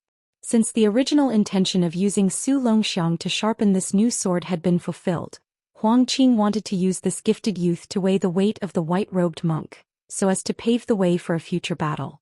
Qi was born when one's thoughts moved and a square inch expanded the heaven and earth. This was Huang Qing's unique way of swordsmanship, which was different from Li Chungang, who was conceited about everything in the world and the sword, and also different from Dong Tai, who reached the extreme of swordsmanship. Only half of the calm disturbance sword was used, but it already had such spirit.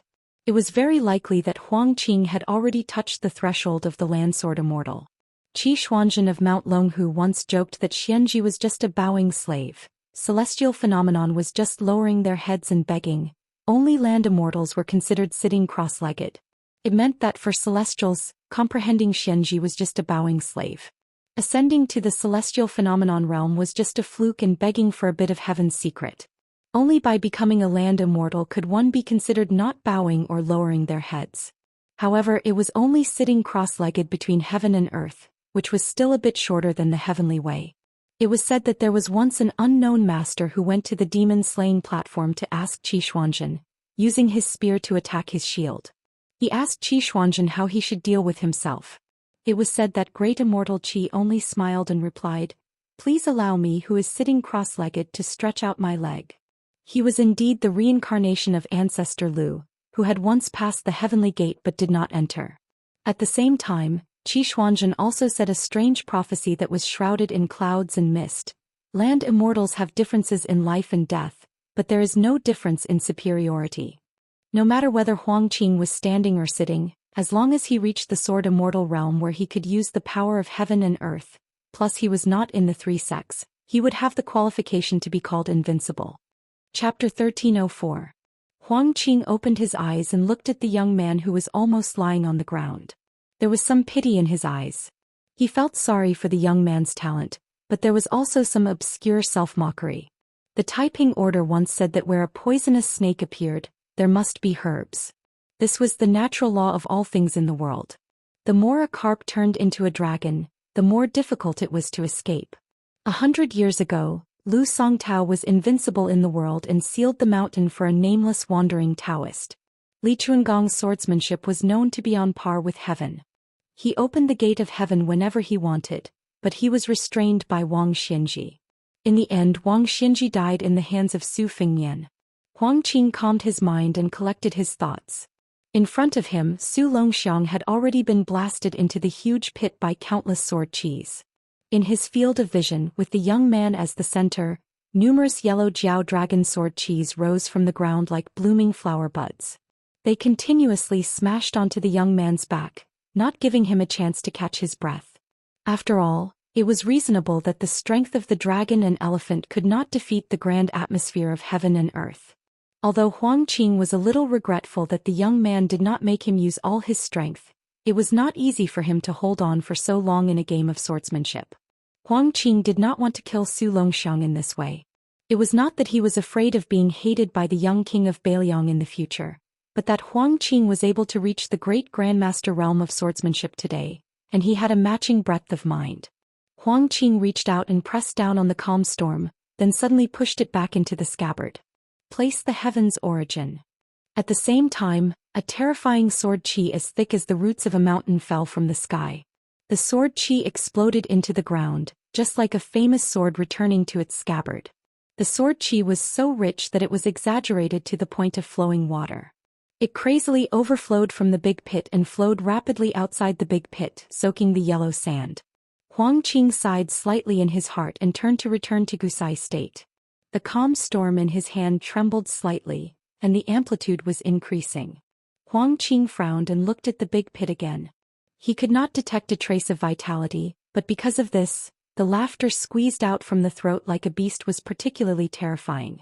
A thin figure in ragged clothes walked out along the slope of the pit. He was bent and his hands were hanging low. When he raised his head, Huang Qing was a pair of golden eyes. There was not the slightest hint of emotion in those eyes. There was neither sadness nor joy, neither worry nor joy. In the blink of an eye, Huang Qing controlled the sword qi to erect 6 tall walls behind him. The youth, who had lost his human aura, instantly appeared behind Huang Qing. He then began to run, smashing through the 6 walls in one breath. His running speed did not decrease but instead increased. When he was 2 zhang away from Huang Qing, the youth leaped high into the air and pounced at Huang Qing. Huang Qing's hand that was holding the sword slid down and grasped the end of Calm Disturbance's scabbard. After raising his arm, the hilt of the sword accurately hit the young man's throat. Huang Qing said in a low voice, "Dismissed." A bright sword light bloomed in front of the young man's chest. But what surprised Huang Qing was that after the collision, the young man tilted his head back and then hit forward at a faster speed. Not only did he break the sword qi, but he also almost lost his sword. Huang Qing took a few steps back. During this time his 5 fingers loosened briefly. When the hilt of the calm storm was knocked back to his palm, he held it again. Fortunately, he did not fail miserably. Otherwise, the sword qi would have been knocked out of his hand by the young man's throat. But Huang Qing's palm was also bleeding. Huang Qing's wrist shook. The sword was only an inch out when the young man landed and twisted his body. He held the hilt with one hand and gently pushed his chest with the other. Not only was the calm storm pushed back into the scabbard, but Huang Qing was also pushed more than 100 feet away by the young man. Huang Qing, who was flying backwards, stepped on the air a few times like a dragonfly skimming the surface of the water, creating a long string of mysterious ripples that looked like water ripples. When those ripples gradually expanded and came into contact with each other, sword chi swayed like lotuses from the water. These 20 or so green lotuses were as tall as an adult in the blink of an eye, blocking the path of the young man. The young man with golden eyes stared at Huang Qing. In the process of sprinting, he grinned but did not speak. His hands casually tore apart the green lotuses that were in his way. Huang Qing took half a step forward, and the back of his shoe was completely covered by the yellow sand. Then he drew an arc on the ground and took half a step back. The yellow sand behind him was pulled by this half step, and he actually pulled out a crescent-shaped sand dragon that was more than 100 feet long. Huang Qing's move was not the sword out of the scabbard, but the scabbard leaving the sword. It was aimed at the young man's heart. Since ancient times, swords had always been shorter and shorter. The Qin sword was more than 22 inches long, while the Dafeng sword was only 19 inches and 6 fun. Later on, the 9 kingdoms' private sword furnaces aside, the imperial court swords all had different lengths, but they did not exceed the Dafeng sword. However, the Calm Storm, which was one of the most famous swords in the world, was a new weapon that had been forged for less than 20 years. It was as long as the ancient sword of the Qin dynasty, 21 inches and 3 fun. It was to seek the profound meaning of long sword to reach far. This was probably the expectation of the person who gave the sword to Huang Qing. After Huang Qing unsheathed the scabbard instead of the sword, he silently recited, 16 views. The scabbard was 16 inches away from the sword tip. Every inch out there was a view. One view, one form. 16 wonderful visions appeared in the 16 inches in the air. First, there was an illusory little man in a green robe sitting on the sword tip in Huang Qing's hand. He was facing the west. There was a rising sun shaped like a hanging drum. When the red sun was seen, it opened and closed its eyes. After the sun view there was a water view. There was ice-like colored glaze shining brightly. Next there was the Vajra 7 treasures golden pagoda shining brightly. There were constantly precious trees, precious ponds and precious lotuses growing. There was the endless music of the heavens and the fairies' scattered flowers. Most of Huang Qing's sword. One sword gave birth to Buddha. Su Longxiang's heart was struck by this sword, or rather the scabbard. His body maintained a charging posture, but he suddenly stopped. Huang Qing slowly moved forward and pushed the sword back into the scabbard. Every inch the sword returned to the scabbard, there was a form that dissipated and the young man took a step back. Huang Qing looked at the young man 16 steps away and sighed softly, I only know that ghosts and gods can protect things, but I don't know that dragons and elephants will turn into ashes. Chapter 1305. To the north of Qingtsang City in Liuzhou, Beimang's vanguard had arrived at the ancient Dong Beach. This place was originally one of a series of passes outside the Great Wall built by the Dafeng dynasty when the army was at its peak. It was used to store military supplies and food, and was used to suppress Rongdi when they went out of the pass. However, it had long become a ruined site for traveling scholars to write poems and reminisce about the past. The low city walls that were built with quicksand, loose stones and red willow reeds in the early years were still faintly visible. The higher trenches on both sides of the city walls had long been shaved off by the sandstorm year after year. Merchants traveling between Beiliang and the western regions could still occasionally pick up some broken arrowheads, broken knives, copper coins and other antiques. Therefore the ancient Dong Beach was called. General Lu Gui's commander's tent was stationed on the north bank of a small lake in the ancient Dong Beach. Around the commander's tent, in addition to many skilled guards in the army, there were also more than 10 well-known Beimang Jianghu people. In fact, it was not only border commander Lu Gui who had this privilege. Any general at the border would have such a small group of heroes around him in case of any accident. The war was imminent.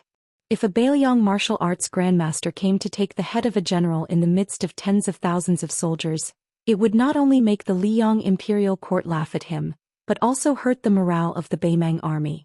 However, Lu Gui was obviously a very special one among the powerful generals of the southern dynasties. Otherwise, he would not have been praised as half of Su Shao by the Empress of Beimang. Therefore, in addition to a large number of personal guards and retainers in the commander's tent, there were also many assassins. In addition, there was a group of more hidden hermits. Everyone had an unworldly aura and lived in seclusion. These strange people with withered faces were Qi Watchers. Most of them were from the remnants of the spring and autumn period. In Beimang, they were always superior to the direct descendants of the powerful families. The former abbot of Aquarius State was convicted of killing 2 Qi Watchers by mistake and was exiled to an extremely cold place thousands of miles away. After Great General Lu Gui led the army to Gudong Beach, there was nothing unusual about him. He ate and slept as usual. Various military orders were passed out of the commander's tent in an orderly manner. He even personally rode to the front line to check on the situation. This made the Qi Watchers and expert retainers extremely nervous. They were afraid that the young and naturally aggressive king of Beiliang would suddenly attack the army camp in a rage. No matter how valuable their Qi Watchers' lives were, they could not be compared to Great General Lu Gui, who did not know that Lu Gui was one of the best candidates for the commander of the Central Plains campaign in the eyes of the Empress. His position was even far ahead of Great General Yang Yuanzhan and the other abbot of the southern dynasties. At this time, Lu Gui was squatting alone by the lake. News of the unusual movements of the dragon elephant cavalry had long reached the commander's tent.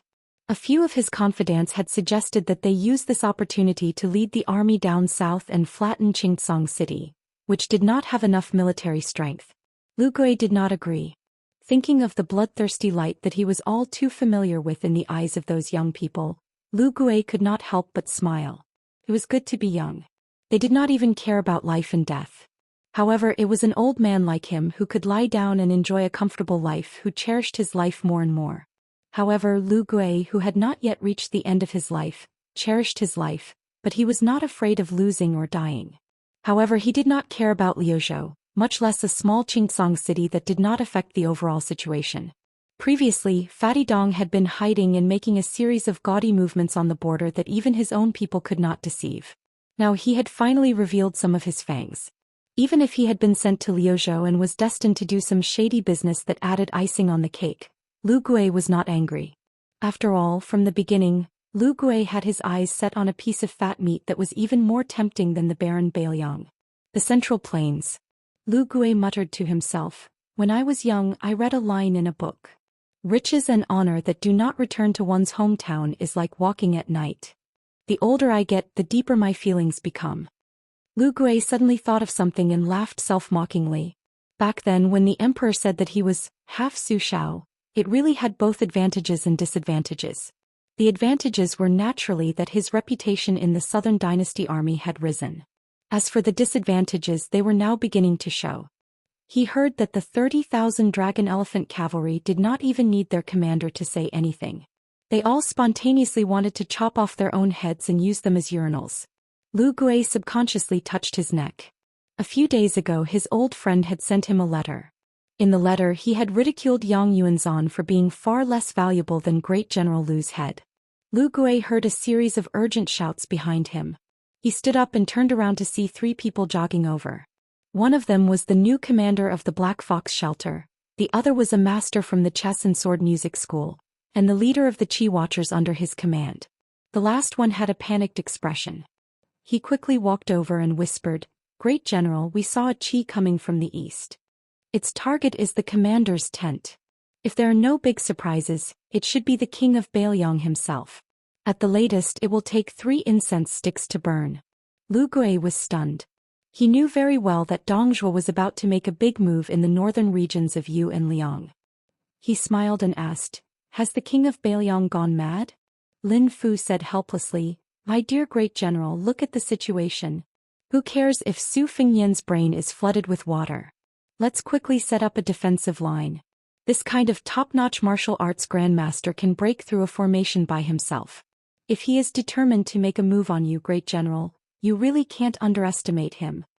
Lu Gui's expression did not change. However, he was not arrogant enough to wait for the world's most powerful person to come to him. He said calmly, "Lin Fu, pass down the order. The Central Army will turn east. Then let Huyan Kachin and Yelu Zongtong each lead 500 fast and light cavalry troops to the left and right flanks. You will lead another 180 Black Fox shelters and act according to the situation. As for the palace's private army, let them arrange themselves. They are more experienced in dealing with Jianghu masters. Lin Fu whispered, do we need to place 200 heavy cavalry troops at the front of the battle formation?